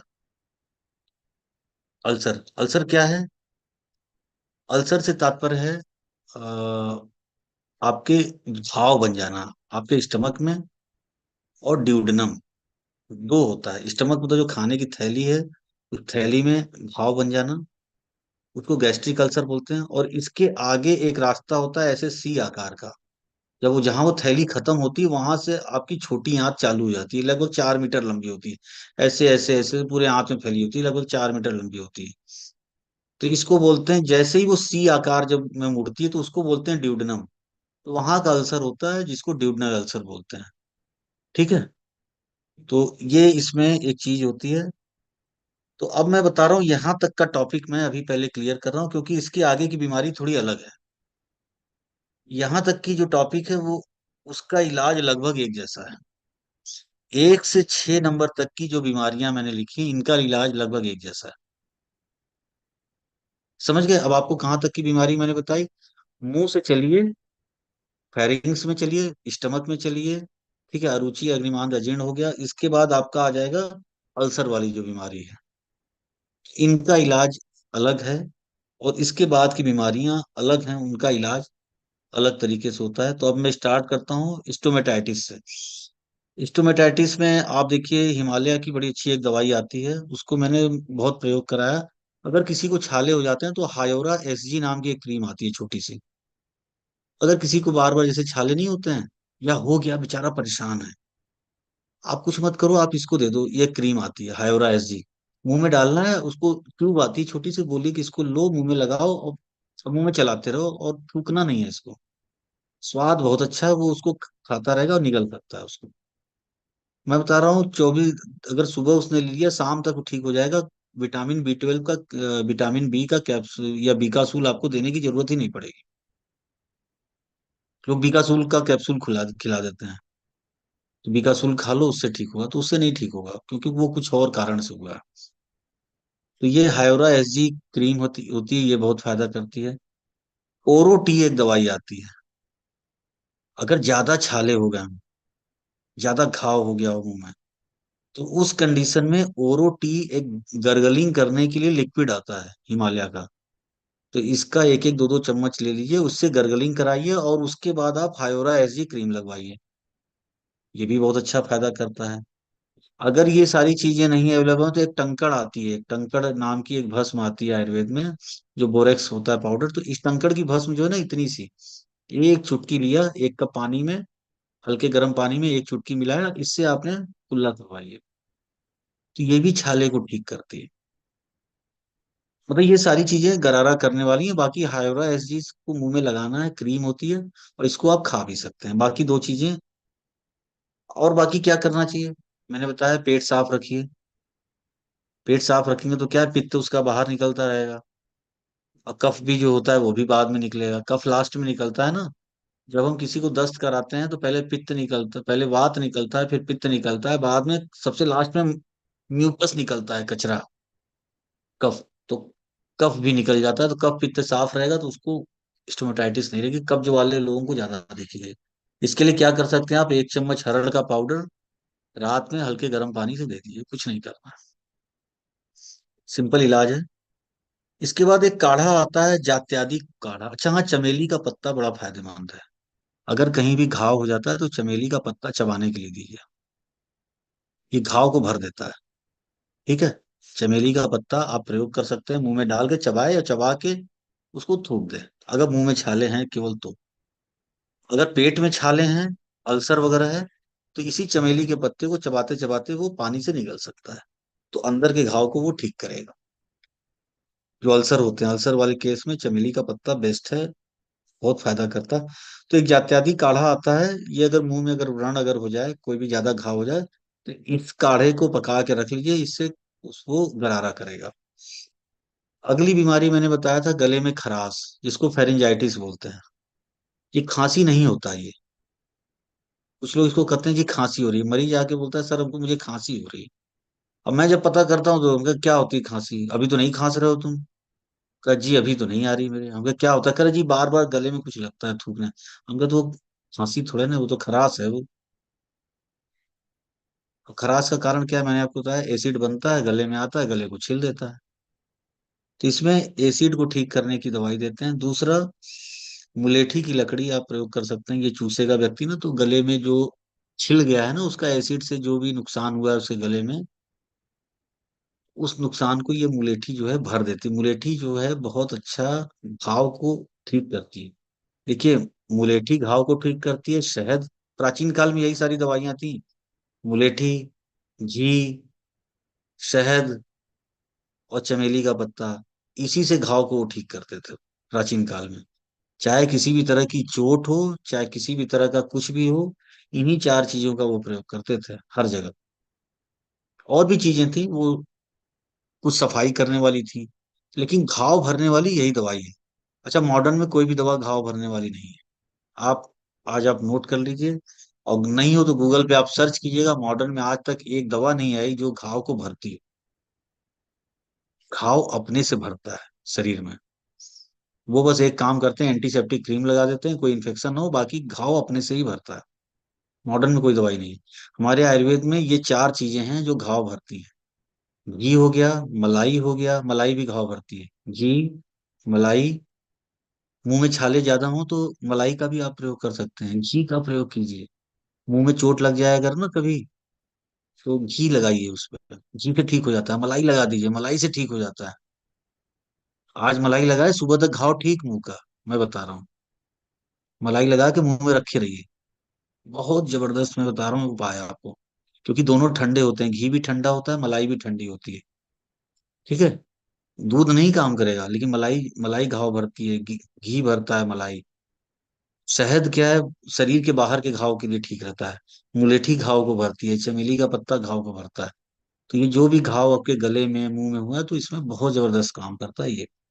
एक टेबलेट आती है खदिरादी बटी, इसको चुसवाइए, ये भी घाव भर देती है। खदीर है, कसैला है, ये भी काम करता है। और वही फिर आधा चम्मच हरड़ का पाउडर रात में गर्म पानी से दीजिए, तो इससे क्या है, पेट उसका साफ रहेगा, और रात में क्या है ना, वो एसिड ऊपर नहीं आएगा।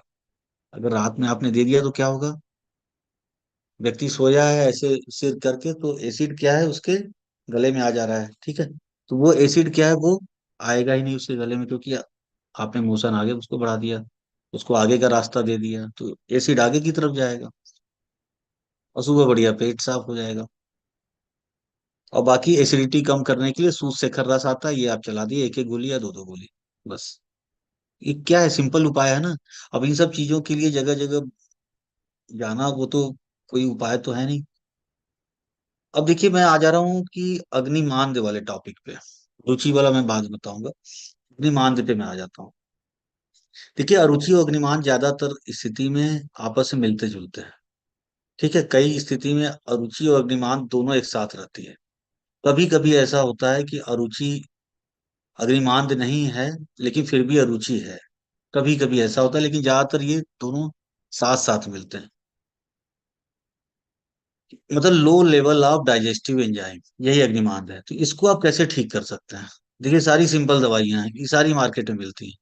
हिंगवाष्टक चूर्ण आता है, ये अरुचि को भी ठीक करता है और अग्निमांद को भी ठीक करता है। मतलब अगर किसी को भूख नहीं लग रही है और डाइजेस्टिव एंजाइम उसको कम बन रहे हैं या विकृत बन रहे हैं, ये जरूर जरूर सब बताएंगे। रवि भाटिया जी वो भी बताएंगे। वो लास्ट दिन है वो टॉपिक, ठीक है। लास्ट दिन जो है इसका टॉपिक रहेगा। अभी किसी ने कैंसर के बारे में पूछा था, तो उसका मैंने जवाब दिया, ठीक है। तो लास्ट डे उसका रहेगा। इसमें देखिए, पिपली, कचूर, आंवला और हरड़ का काढ़ा भी आप दे सकते हैं। ये भी डाइजेस्टिव एंजाइम जो पेट में गड़बड़ हो जाते हैं ना, इनको ठीक करता है। हिंगवाष्टक चूर्ण आप घी में मिला के या खाने में मिला, घी में मिला के खाना खाने से पहले, या खाना जब खा रहा है व्यक्ति, चावल दाल रोटी सब्जी, उसी में मिला के हिंगवाष्टक आप दे दिए, तो ये आपका डाइजेस्टिव एंजाइम जो पेट में जो गड़बड़ होते हैं इनको बैलेंस करता है। इसके अलावा हरी हरड़, सूंठी और सेंधा नमक, इसका भी आप प्रयोग कर सकते हैं। ये भी डाइजेस्टिव एंजाइम में की मात्रा ये बढ़ाता है। देखिए, मात्रा बढ़ाना अलग बात है। आपने मात्रा बढ़ा दी डाइजेस्टिव एंजाइम की, ये अग्नि की मात्रा ये बढ़ाएगा ये। लेकिन अगर अग्नि मान लीजिए जब जरूरत है उस समय नहीं आई पचाने, और जब जरूरत नहीं है तब पचाने आ गई, तब आप क्या करेंगे? ठीक है। तो कभी कभी आप देखें कि जब तनाव होता है, टेंशन अगर आपको हो जाए, आप गौर कीजिएगा, कभी आपको टेंशन हुआ, आप कहीं चेयर पे बैठे हैं, कहीं बैठे हैं, तो आपका बेल्ट देखिए आपका टाइट हो जाएगा, आपको गैस बननी चालू हो जाएगी। केस कीजिएगा, अगर कभी आपको तनाव हुआ, किसी कारण से तनाव हुआ हो, तो आप गेस कीजिए उस समय आपका पेट जो है एकदम टाइट हो जाता है, गैस बन जाती है बहुत ज्यादा। तो वही बात का प्रकोप हो रहा है आपके पेट में। तो उस समय क्या है ना, आप खाना अगर नहीं खाए भी हुए हैं, तो भी एंजाइम्स की मात्रा पूरी, एंजाइम पूरा भर जाता है आपका पेट से। जगह जगह एसिड भर जाता है, एसिडिटी होने लगेगी, क्योंकि पेट में जलन स्टार्ट हो जाएगी। वही अम्ल पित्त वाली स्थिति हो जाती है। तो ये साइकोलॉजिकल कारण से भी होता है कभी कभी। तो उसका भी ध्यान कभी कभी देना होता है, लेकिन सिंपल है तरीका कि डाइजेस्टिव एंजाइम की मात्रा हमें केवल बढ़ानी है, तो इससे आप बढ़ा सकते हैं। बाकी हरड़ को सूंठी के साथ आप यूज करेंगे तो कफ को निकालेगी। हरड़ को गुड़ के साथ यूज करेंगे तो उसको मोशन करा देगी। मतलब अगर किसी को, आपको लग रहा हो कि शरीर में कफ ज्यादा बना हुआ है, इसके कारण अग्निमांद है, तो हरड़ को सूंठ के साथ आप दीजिए। अगर लग रहा हो कि इसको कब्ज ज्यादा है, तो हरड़ को गुड़ के साथ दीजिए, उसका पेट बड़ा अच्छा साफ कर देगी, वात का शमन कर देगी। और हरड़ को आपने सेंधा नमक के साथ अगर आपने यूज किया, तो ये शरीर के तीनों दोष को ये ठीक करती है। ठीक है। तो सेंधा नमक थोड़ा सा ही मिलाते हैं, हरड़ एक चम्मच है, एक चुटकी सेंधा नमक मिला के देते हैं। तो हरड़ तो मान लीजिए अमृत है, वो बहुत अच्छी दवा है। इसके अलावा यव क्षार एक आता है, यव क्षार और सूंठ को घी के साथ आप सुबह सुबह दे सकते हैं। ये मैंने डिफरेंट तरीके के उपाय मैंने बताया है कि इनका प्रयोग करके आप अग्निमांद को आप ठीक कर सकते हैं। चावल का मांड आता है ना, चावल का मांड, इससे भूख, अगर किसी को भूख नहीं लगती है, कोई ऐसा मरीज हो जो बोले कि मुझे भूख नहीं लगती है, तो ये भूख बहुत तेज बढ़ाता है। चावल का मांड लीजिए, उसमें हींग और जीरे का तड़का लगा दीजिए, और यूं उसको पिलाइए, देखिए उसकी भूख जो है 4 गुना उसकी बढ़ जाएगी 2 दिन बाद। इसके अलावा टेबलेट एक आती है चित्रकादी बटी, ये भी देते हैं, डाइजेस्टिव एंजाइम की मात्रा बढ़ाती है।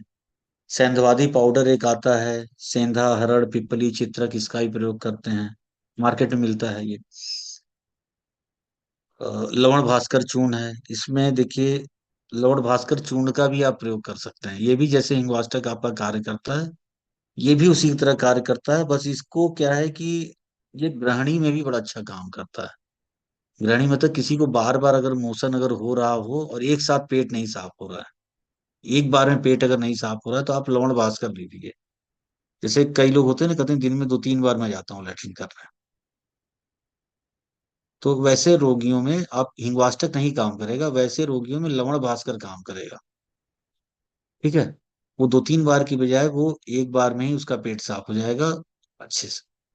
तो लवण भास्कर, मैं तो इस लवण भास्कर को पंचसखार चूर्ण के साथ मिला के मैं दे देता था। इससे रोगी को क्या है, एक बार में ही पेट साफ हो जाता है। ठीक है। तो उसमें काम करता है। बाकी इसके अलावा नीचे कुछ टेबलेट वगैरह मैंने लिखी है, ये मार्केट में अवेलेबल है। ये भी चलती है, जैसे रामबाण रस हो गया। ठीक है। ये भी काफी अच्छा काम करती है। अग्नि तुंडी वटी होती है, इसका भी रोल बहुत अच्छा है। अगर पेट में दर्द हो रहा हो किसी को, पेट में दर्द हो रहा हो साथ में अग्निमांद्य हो, पाचन की स्थिति गड़बड़ हो, या पेट में दर्द भी हो रहा हो, जो भी स्थिति हो पेट की, उसमें आप इसकी एक एक गोली आप चला दिए तो पेट दर्द में आराम मिलता है। ठीक है। इसके अलावा एक गंधक वटी आती है, ये भी पेट दर्द में ये काम करती है, गंधक वटी। एक क्रव्याद रस आता है, क्रव्याद रस, ये भी पेट दर्द में काम करता है। और साथ ही साथ जो मैंने एक बीमारी बताई ग्रहणी, ग्रहणी मतलब जिसको दिन में 3 से 4 बार मोशन हो, उस बीमारी को बोलते हैं हल्की पतली या हल्की टाइट, अगर लैट्रिन अगर किसी को हो रही है, इस बीमारी को बोलते हैं ग्रहणी। और दिन में 3-4 बार जाएगा ही जाएगा वो। और ज्यादातर कभी कभी पतली लैट्रिन उसको हो रही है, और ये एक दिन से नहीं हो रहा है उसको, ये 5-6 साल से चल रहा है उसका। तो इस बीमारी को बोलते हैं ग्रहणी। तो उस केस में भी क्रव्याद रस बहुत अच्छा काम करता है। इसके अलावा पेट में पाचन शक्ति अगर बढ़ानी हो, कोई बोलता हो कि मुझे सिरप मैं पी पी लूंगा। हाँ, आईबीएस, आईबीएस देखिए थोड़ा साइकोलॉजिकल होता है, वो मैं आऊंगा बाद में। अभी किसी ने प्रश्न पूछा था आईबीएस क्या है, तो आईबीएस के बारे में बाद में आऊंगा। द्राक्षारिष्ट आप चला सकते हैं, 2-2 चम्मच दिन में 3 बार दे दिए, 2-2 चम्मच पानी मिला के। तो द्राक्षारिष्ट का भी रोल आपका बहुत अच्छा है। ठीक है। अगला जो टॉपिक जो है वो है आपका, देखिए नेक्स्ट पेज पे आइए, थोड़ा सा एक चीज और आ गया, स्वर भेद एक आया हुआ है टॉपिक। अगर किसी के आवाज में अगर आपको कोई दिक्कत अगर लग रही हो ना, कि गला भर्रा रहा है उसका, जैसे कुछ खाना पीना खाने से, यही फेरिंजाइटिस अगर बहुत ज्यादा, ये लैरिंजाइटिस होती है ये बीमारी।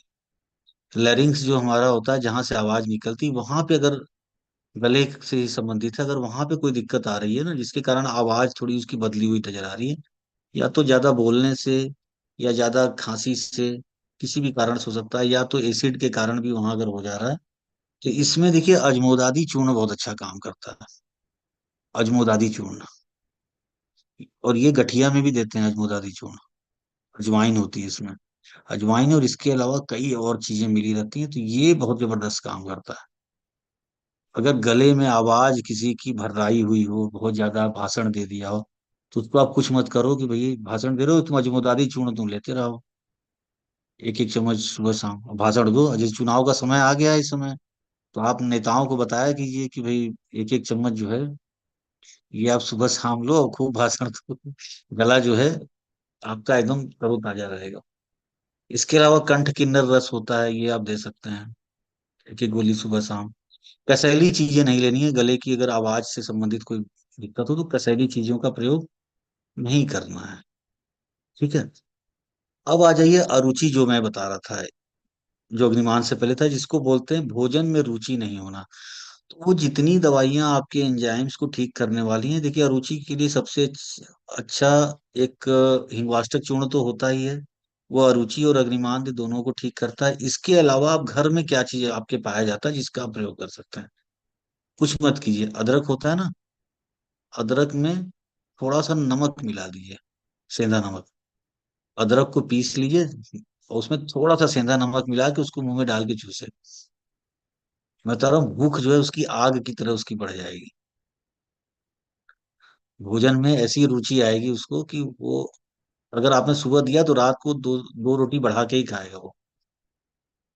अच्छा, इसी अदरक में अगर आपने गुड़ अगर मिला के दे दिया तो क्या हो जाएगा? जो खांसी से जो लोग पीड़ित है ना, वो खांसी उनकी ठीक हो जाएगी।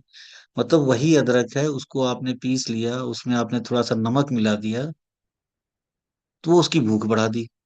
और उसी में आपने गुड़ अगर मिला दिया उसी अदरक में, तो फिर खांसी ठीक कर देगा। है कि नहीं? कितनी अचूक दवा है। इसके अलावा एक यवानी शैडो चूर्ण आता है, ये भी मार्केट में कभी कभी मिलता है, नहीं ना ना मिले तो इसके कंटेंट मैंने लिखा है। ये बहुत जबरदस्त दवा है। यवानी शैडो चूर्ण जो है, इसका आप प्रयोग कीजिए। ये तो समझ लीजिए पेट के लिए टॉनिक है। अगर किसी को भूख नहीं लगती है, कब्ज भी थोड़ी बहुत रहती है, उसमें ये बड़ा जबरदस्त काम करता है यवानी शैडो चूर्ण। और ये बना के मैं कहता हूँ रखिए, बच्चों में बहुत अच्छा काम करता है। बच्चों में अगर आप लेंगे काफी लाभ मिलेगा। इसमें अजवाइन है, इमली है, सौंठ, अम्लवेतस, अनारदाना, खट्टे बेर, धनिया, सोचर नमक, जीरा, दालचीनी, पिपली, काली मिर्च, और थोड़ा सा चीनी होती है। तो स्वाद में बहुत अच्छा है। बच्चे भी खा सकते हैं, एकदम पाचक की तरह लगेगा ये, क्योंकि बच्चों में भूख बढ़ा देता है ये, और बच्चों का थोड़ा सा पेट भी इससे साफ होता है। ठीक है। तो इसको आप प्रयोग की जानते हैं, पेट क्यों साफ होता है? इसमें एक्चुअली अजवाइन मिली हुई है। अजवाइन का काम है थोड़ा सा मोशन को थोड़ा सा बढ़ाना, आंत की गति को तेज करता है अजवाइन। इसलिए अजवाइन इसे मिली तो ये बहुत अच्छा काम है। बाकी हिंगवाष्टक चूर्ण तो है ही बेस्ट। घी में मिला के या खाने में मिला के हिंगवाष्टक चूर्ण दीजिए। घी में, दोनों ही स्थिति में ये क्या करती है, पेट में वात वात का शमन, घी के साथ देने से क्या है, वात का शमन करती है ये, और भूख बढ़ाती है। ठीक है। या तो खा या तो खाने में मिला के दीजिए, तो भी ये बहुत अच्छा कार्य करती है। इसके बाद एक अगली बीमारी है अम्ल पित्त, जो मैंने बताया था ना, एसिडिटी अगर किसी को हो जाए। अजीर्ण पे बाद में हम आएंगे। ठीक है, इसके बाद अजीर्ण था, अजीर्ण पे नहीं आएंगे, अभी हम आ रहे हैं अम्ल पित्त पे, जिसको हाइपर एसिडिटी बोलते हैं। अगर किसी व्यक्ति को एसिड बन रहा है तो ये दवा आप चलाइए, इससे आराम मिलेगा। सूद शेखर रस, दो दो गोली। एक गोली, देखिए रस औषधियां में क्या है, इसमें क्या धतूरा मिला होता है सूद शेखर रस में। तो धतूरा जो है उस व्यक्ति के अंदर जो एसिड सिक्रेशन वाली जो नसें हैं ना, उन नसों को ब्लॉक कर देता है। तो जिसके कारण एसिड कम बनता है। तो धतूरे होने के कारण इसमें सूद शेखर रस हो गया, अविपत्तिकर चूर्ण हो गया, मुलेठी चूर्ण हो गया, शंख भस्म हो गया, कामदुधा भस्म हो गया। इसकी मैंने डोज लिखी है, दिन में 2 बार सुबह शाम आप शहद से आप चटा दीजिए, या पानी से दीजिए। ये चूंकि मुलेठी मिला हुआ है, तो पानी से दीजिए सुबह शाम इस दवा को, तो इससे भी एसिड कम बनता है। दूसरा धात्री लौह एक आती है, धात्री मतलब हो गया आंवला, आंवला और आयरन की भस्म होती है इसमें, इससे बना हुआ दवा है। ये दीजिए, उसके पेट में आयरन भी जाएगा, विटामिन सी भी जाएगी, तो ये भी बहुत अच्छा काम करती है एसिडिटी में। तीसरी दवाई बहुत अच्छी है, ये शतपुष्पादी चूर्ण है, ये सौंफ से बना हुआ है। इसका प्रयोग कीजिए, ये पेट भी साफ रखेगा व्यक्ति का। ठीक है, और एसिड की मात्रा भी ये कम करता है, तो इसका प्रयोग कर सकते हैं, तो काफी लाभ लाभ मिलता है एसिडिटी में। मतलब एसिडिटी में अगर इतना उपाय आपने कर लिया, तो 70 से 80% एसिडिटी लोगों की आप ठीक कर सकते हैं। अब जो एक बीमारी जो मैंने बताई थी कि अगर अल्सर हो जाए, पेट में घाव हो गया, तो उसको बोलते हैं गैस्ट्रिक अल्सर। अगर उसके ड्यूडेनम में अगर घाव हो गया, तो उसको बोलते हैं ड्यूडनल अल्सर। और दोनों को मिला के बोलते हैं हम पेप्टिक अल्सर। ठीक है।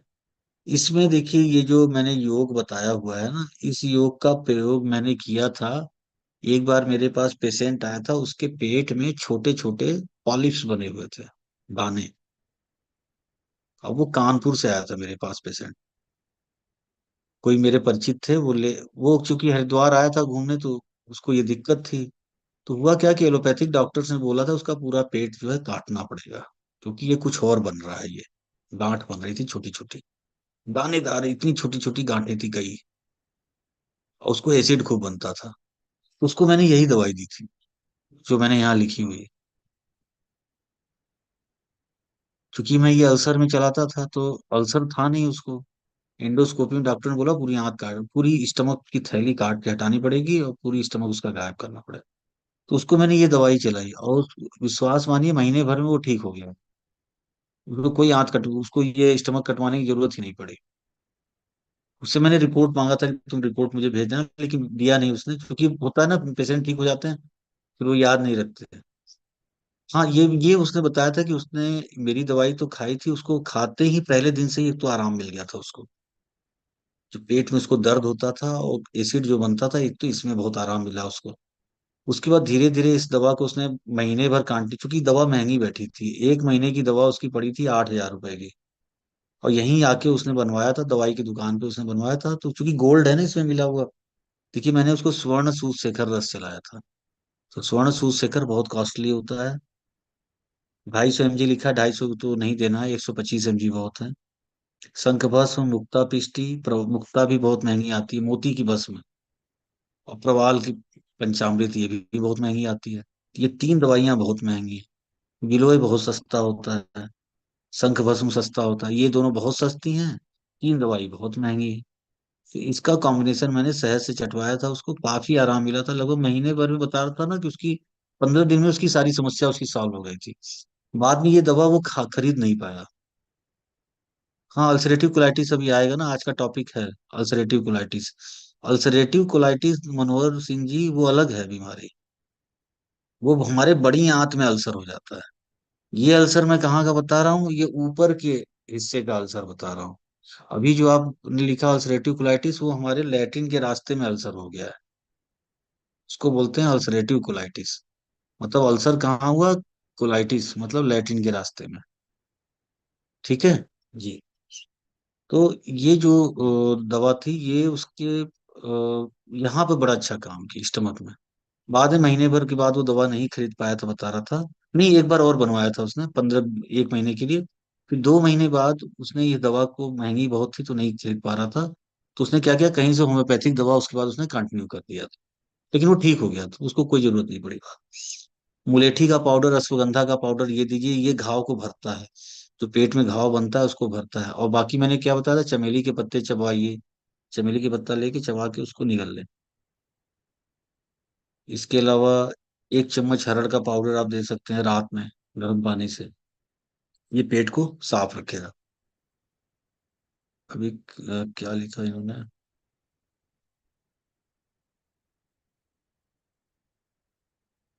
1 सेकंड।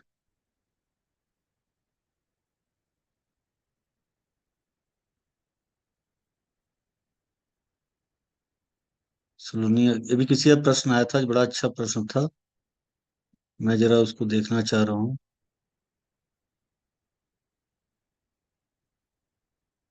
नहीं, 250 ग्राम नहीं है ये 250 मिलीग्राम है। हाँ रश्मि जी, वो बाद में बताएंगे, यूरिक एसिड का टॉपिक अभी नहीं। मैं अलग से मैं बता दूंगा ग्रुप में। ठीक है। यूरिक एसिड तो मैंने वेबिनार में मैंने बताया था, यूरिक एसिड बढ़े रहने पे पीपल की छाल का काढ़ा और गिलोय का काढ़ा मिला के आप दीजिए, यूरिक एसिड ठीक हो जाएगा। पीपल का पेड़ है, उसकी छाल ले लीजिए और गिलोय ले लीजिए, दोनों का काढ़ा पिलाइए, एकदम ठीक हो जाएगा। हाँ, हर एक की रात नहीं, एसिड वाले केस में अगर एसिडिटी हो रही है तो रात में दीजिए। एसिडिटी है या अल्सर है, फेरिंजाइटिस है, इस केस में आपको रात में देना है। लेकिन मैं जब वजन घटाने के लिए देता हूँ तो दिन में देता हूँ। थायराइड में मैं देता हूँ, हरड़ का प्रयोग करता हूँ तो मैं दिन में देता हूँ। किसी के पेट में पानी भर गया तो मैं हरड़ का प्रयोग दिन में कराता हूँ।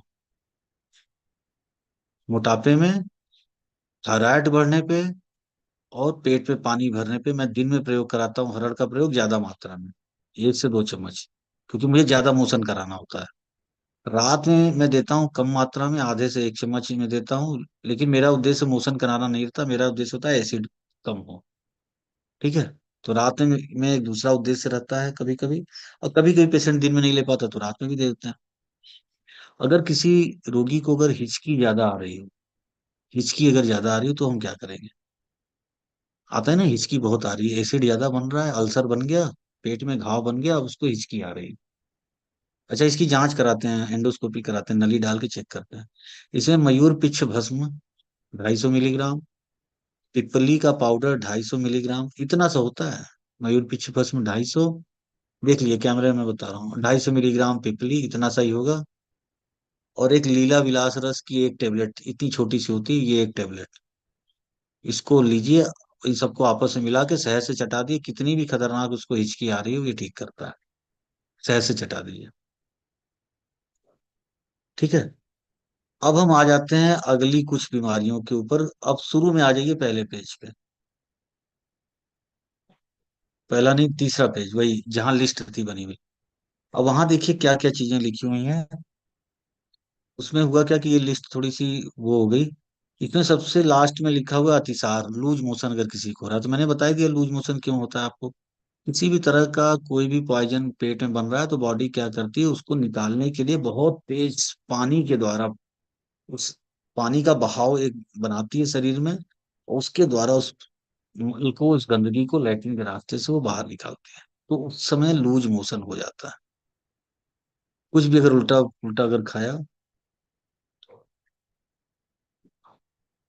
हाँ, सब 250 mg जो है सभी को अलग अलग लेना है, ठीक है।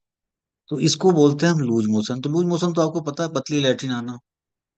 अब ऊपर आ जाइए, अब आप मैल एब्जॉर्प्शन सिंड्रोम और आईबीएस, ये दो बीमारी होती है।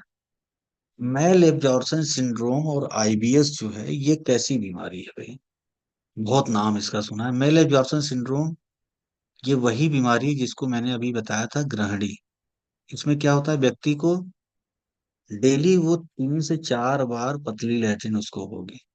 देखिए, जो अतिसार होता है ना, लूज मोशन, उसमें तो पानी की तरह लैट्रिन, एकदम पानी होगा लैट्रिन, उसको तो हम लूज मोशन बोलते हैं। एक लैट्रिन ऐसी हो रही है कि पानी की तरह तो लैट्रिन नहीं हो रही है, मल तो निकल रहा है उसका, लेकिन कच्चा पक्का टाइप का, दिन में 3 4 बार हो रहा है। और कभी हल्की चुभन भी हो रही है, कभी हल्की चुभन नहीं भी हो रही है, दोनों ही स्थिति बनी हुई है। तो ये किस कारण से होता है। ये अब होता है, अभी मैंने आपको अल्सर बताया था ना, ड्यूडेनम लास्ट, उसके नीचे हमारी छोटी आंत होती है 4 मीटर लंबी। ये वो जो छोटी आंत सबसे ज्यादा पाचन काम करती है, पचाने का काम, सबसे ज्यादा डाइजेस्टिव एंजाइम वहीं पे काम करते हैं। चाहे कोई भी डाइजेस्टिव एंजाइम हो, उसी छोटी आंत में ही जाके काम करता है। तो वो छोटी आंत का जब काम कम हो जाता है, एक्शन कम हो जाता है, वहां की आंतों में कुछ विकृति आ जाती है, जिससे एंजाइम सही समय पे सही मात्रा में नहीं निकल पाते, तो पाचन नहीं होता। तो उसको 3 4 बार वो व्यक्ति लेटरिन जाता है। कब जाएगा, जैसे ही वो व्यक्ति खाना खाएगा ना, खाना खाने के 15 20 मिनट बाद लेटरिन जाएगा वो। ये भी स्थिति हो सकती है। नाश्ता किया तो लेटरिन गया, फल खाया तो लेटरिन किया। तो ऐसे लोग ना खाते भी नहीं, कहीं जाएंगे ना तो खाएंगे भी नहीं कुछ, क्योंकि उनको पता है किसी के घर गए गेस्ट बन के तो क्या करेंगे। जैसे प्रद्युमन सिंह जी अपने आप बुलाए ऐसे मरीज को, तो आया, ठीक, कहेंगे भाई लो लो बिस्किट खाओ। तो उनका नहीं नहीं बिस्किट नहीं खाएंगे, तो समझ लीजिए कि वो अगर मना कर रहा है ना, तो उसको या तो ये भी समस्या हो सकती है कि बिस्किट खाया नहीं कि तुरंत उसको लैट्रिन जाना पड़ेगा। तो ऐसी अगर कोई बीमारी अगर कोई प्रकट कर रहा है, तो मान के चलिए कि वो व्यक्ति जो है ग्रहणी रोग से पीड़ित है। उसको 3 4 बार उसको लैट्रिन हो रही है। तो ऐसे लोग ना डर डर के खाते हैं, तो डर डर के जब खाते हैं तो शरीर एकदम दुबला पतला हो जाता है। ग्रहणी के रोगी को आप दूर से ही देख के बता देंगे इस आदमी को ग्रहणी है। एकदम दुबला पतला, पेट अंदर धंसा हुआ, और पेट में हल्की चुभन, और बार बार वो टॉयलेट की तरफ जाएगा। कहीं भी जाएगा तो देखिए टॉयलेट की व्यवस्था वहां सही है कि नहीं, मतलब टॉयलेट बिजी रखेगा वो आदमी। तो ऐसे लोगों से भी का भी इलाज आप कर सकते हैं। तो इसको ग्रहणी रोग बोलते हैं, इसको मेल एब्जॉर्प्शन सिंड्रोम बोलते हैं। एक इसी के संदर्भ में एक बीमारी होती है ट्रॉपिकल स्प्रू। तो ट्रॉपिकल स्प्रू भी जो बीमारी है, ये ट्रॉपिकल एरिया में होती है। ट्रॉपिकल एरिया मतलब हमारा जो इंडिया है ना, हमारे इंडिया के बीच से आप हटाइए, हमारे इंडिया के जो मिडिल पार्ट है ना, उसके नीचे का जो एरिया है वो सारा ट्रॉपिकल एरिया होता है। जो समुद्र के किनारे के आसपास वाला एरिया होता है, और जहाँ थोड़ी गर्मी ज्यादा होती है। तो ऐसे एरिया में जो टूरिस्ट वगैरह जो जाते हैं, तो उनको ये होती है ट्रॉपिकल स्प्रू, यही प्रॉब्लम है। तो वहां जाएंगे तो उनको क्या है, दिन में 3 4 बार लैट्रिन होती है। जब वो अपनी कंट्री चले जाते हैं तो वो ठीक रहते हैं वो। वैसे एरिया में जाएंगे तो उनको इस टाइप की लैट्रिन, मतलब उनको कुछ इन्फेक्शन हो जाता है जो ठीक नहीं हो पाता पेट में। ठीक है। एक बीमारी है आईबीएस, मैंने लिखा है। आईबीएस क्या है, आईबीएस बोलते हैं इरिटेबल बाउल सिंड्रोम। एक्चुअली क्या है आईबीएस, देखिए कोई बीमारी नहीं है, ये पेट की बीमारी नहीं होती, ये मानसिक बीमारी होती है। पेशेंट को लगता है कि अगर मैं घूमने जाऊंगा तो मुझे लैट्रिन हो जाएगी, इसलिए वो कहीं जाता नहीं। उसमें ज्यादातर आईबीएस के केस में ये देखा गया है, ये मानसिक जो रूप में जो व्यक्ति ज्यादा सोचता है ना कि मैं ये खाऊंगा तो मुझे लैट्रिन हो जाएगी, मैं ये खाऊंगा तो मुझे लैट्रिन हो जाएगी, मैं ये खाऊंगा तो मुझे ये दिक्कत हो जाएगी पेट में, और वो व्यक्ति दिन में 3-4 बार वो लैट्रिन जाता है, तो ऐसी बीमारी को बोलते हैं हम आईबीएस। इसमें माइंड का रोल ज्यादा है। तो हमें ऐसे व्यक्तियों में पेट का इलाज कम करना पड़ता है, उसके माइंड का इलाज हमें ज्यादा करना पड़ता है। उसके माइंड को रिलैक्स हम रखते हैं तो उसका पेट ऑटोमेटिक ठीक हो जाता है। तो आईबीएस में जनरली पेट में कोई बीमारी नहीं मिलती। इसमें क्या है, कभी उसकी लैट्रिन सख्त हो जाएगी, कभी उसको पतली लैट्रिन होने लगेगी। तो ज्यादा जैसे दिमागी टेंशन है तो ये आईबीएस होता है ये रोगी। एक तरह से आईबीएस मान के चलिए आप, संग्रहणी होती है। जो संग्रहणी होती है ना, तो संग्रहणी वाली भी स्थिति लगभग संग्रहणी में भी ऐसे होता है। 3 दिन ठीक रहेगा, चौथे दिन गड़बड़ हो जाएगा पेट उसका, 3-4 बार लैट्रिन जाएगा। फिर 3 दिन गड़बड़ रहेगा, 3-4 दिन फिर गड़बड़, फिर 2 दिन गड़बड़ रहेगा, 3 दिन ठीक, 3 दिन नहीं, 3 दिन कब्ज, 3 दिन नॉर्मल दवा, और 3 दिन नॉर्मल लैट्रिन, और 3 दिन पता चला उसको पतली लैट्रिन हो रही है। तो ऐसे ऐसे क्रम में भी हो सकता है। तो ये संग्रहणी टाइप की बीमारी होती है। लेकिन आईबीएस में ज्यादातर मन का रोल सबसे ज्यादा है, ब्रेन का। अगली दो बीमारियां, एक का नाम मैंने लिखा है क्रोन्स डिजीज, एक का नाम लिखा है मैंने अल्सरेटिव कोलाइटिस। अब हमारी छोटी आंत की बीमारी हो गई कंप्लीट। छोटी आंत में कौन कौन सी बीमारी मैंने आपको बताया था? मैले एब्जॉर्प्शन सिंड्रोम, जिसको ग्रहणी बोलते हैं। एक ट्रॉपिकल स्प्रू होता है जो ट्रेवलर्स को होता है, ये भी छोटी आंत की बीमारी है। एक आईबीएस है, ये भी छोटी आंत की बीमारी है, ये दिमाग से होती है। एक दिमाग से होती है, एक टूरिस्टों को होती है, जो आधे इंडिया जो ट्रॉपिकल एरिया है वहां वाले लोगों को होती है। तीसरा, एंजाइम की मात्रा कम बन रही है, जिसको मेल एब्जॉर्प्शन सिंड्रोम बन बोलते हैं, अग्निमान होने के कारण ही होती है। तो ये, हाँ आगे बताएंगे ना, रश्मि जी आगे बताएंगे ट्रीटमेंट क्या है। इसके बाद है क्रोन्स डिजीज। क्रोन्स डिजीज क्या होता है, इसमें पूरी छोटी आंत में छोटे छोटे घाव, अल्सर बन जाते हैं। क्रोन्स डिजीज में हम, रोगी के जो छोटी आंत है जो 4 मीटर लंबी, उसमें छोटे छोटे कई घाव बन जाते हैं, और कभी कभी ब्लीडिंग भी हो सकती है, अल्सर बन जाता है। आगे है एक बीमारी, और उसको पेट में दर्द होगा, जाहिर सी बात है, खाना कम खाएगा, तनाव में रहेगा। एक बीमारी है अल्सरेटिव कोलाइटिस, ये कहाँ होती है? जो हमारी बड़ी आंत होती है ना, देखिए ऐसे होती है हमारी बड़ी आंत, ऐसे जाएगी ऊपर हमारे पेट में, दाहिने साइड से आप रख लीजिए, दाहिने साइड से हमारे पेट में ऐसे ऊपर आई, फिर ऐसे जाएगी, फिर वहां से नीचे जाके फिर लैट्रिन के रास्ते बाहर आ जाए। तो ये बड़ी आंत होती है, काफी बड़ी आंत होती है, चौड़ाई इसकी अच्छी खासी होती है, इसमें घाव हो जाता है। तो ये जो बड़ी आंत है इसको बोलते हैं हम कोलन। कोलन, कोलन में जब कोई अल्सर हो जाता है उसको बोलते हैं अल्सरेटिव कोलाइटिस। तो वहां घाव हो जाता है, इसमें ब्लीडिंग बहुत होती है रोगी को, तो लैट्रिन भी आएगी और ब्लीडिंग भी होगी। इसमें लैट्रिन के रास्ते कैमरा लगा के उसको चेक करते हैं तो उसमें घाव मिलते हैं अंदर। इसके बाद अगर यहाँ हुआ तो उसके बाद लास्ट में आ जाइए, लास्ट में एक एनस वाला पार्ट होता है, मल द्वार वाला पार्ट, तो वहां पे घाव अगर हो जाता है, वहां पे जो होती है बीमारी उसका नाम है पाइल्स। ये कब्ज से होती है। पाइल्स का एकमात्र कारण है रोगी बार बार, मतलब समय से उसको लैट्रिन अगर नहीं हो रही है, 2-2 3-3 दिन बाद जाता है अगर वो लैट्रिन कर रहे हैं, तो ऐसी स्थिति में उसको दो तरह के पाइल्स होते हैं। एक तो अंदर की तरफ होते हैं, वो दिखाई नहीं देते, तो उसमें ब्लीडिंग हो जाती है, और एक बाहर की तरफ होते हैं जो मस्से की तरह लटके रहते हैं, ये बाहर की पाइल्स होती है। ये कारण इसका कब्ज है।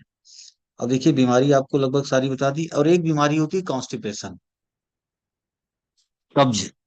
कब्ज का मतलब है कि रोगी आपके पास आएगा, वो अगर ये बोलता है कि भाई मुझे 2 दिन पे लैट्रिन होती है, या 3 दिन पे या 4 दिन पे मैं लैट्रिन रहता हूँ, और लैट्रिन मेरी बहुत सख्त होती है, तो इस बीमारी को हम बोलते हैं कब्ज। कभी कभी मरीज आए कहता है जी दिन में 3 बार मैं जाता हूँ मुझे कब्ज है, नहीं नहीं, उसको कब्ज नहीं है। कब्ज का मतलब है कि 1-2 दिन के गैप पे उसको लैट्रिन हो रही है, मतलब 24 घंटे बीतने के बाद उसको लैट्रिन हो रही है, या 36 या 48 घंटे पे लैट्रिन हो रही है, लैट्रिन सख्त हो रही है, इस बीमारी को बोलते हैं कब्ज, उसकी चिकित्सा अलग है। अब देखिए ये सारी बीमारियां आपको बता दी, अब मैं आता हूँ अपने टॉपिक पे, इनकी चिकित्सा हम क्या करेंगे। अब आ जाइए अतिसार, लूज मोशन में हम क्या चिकित्सा करेंगे। देखिए लूज मोशन में एक काढ़ा आता है, पाठादी काढ़ा, ये आप दे सकते हैं। इसमें पाठा, कुटज, हरड़, सोंठ, इसका काढ़ा हम देते हैं। ठीक है। कुटज क्या है? कुटज जो है सबसे बेस्ट दवा है आपके लूज मोशन को रोकने के लिए।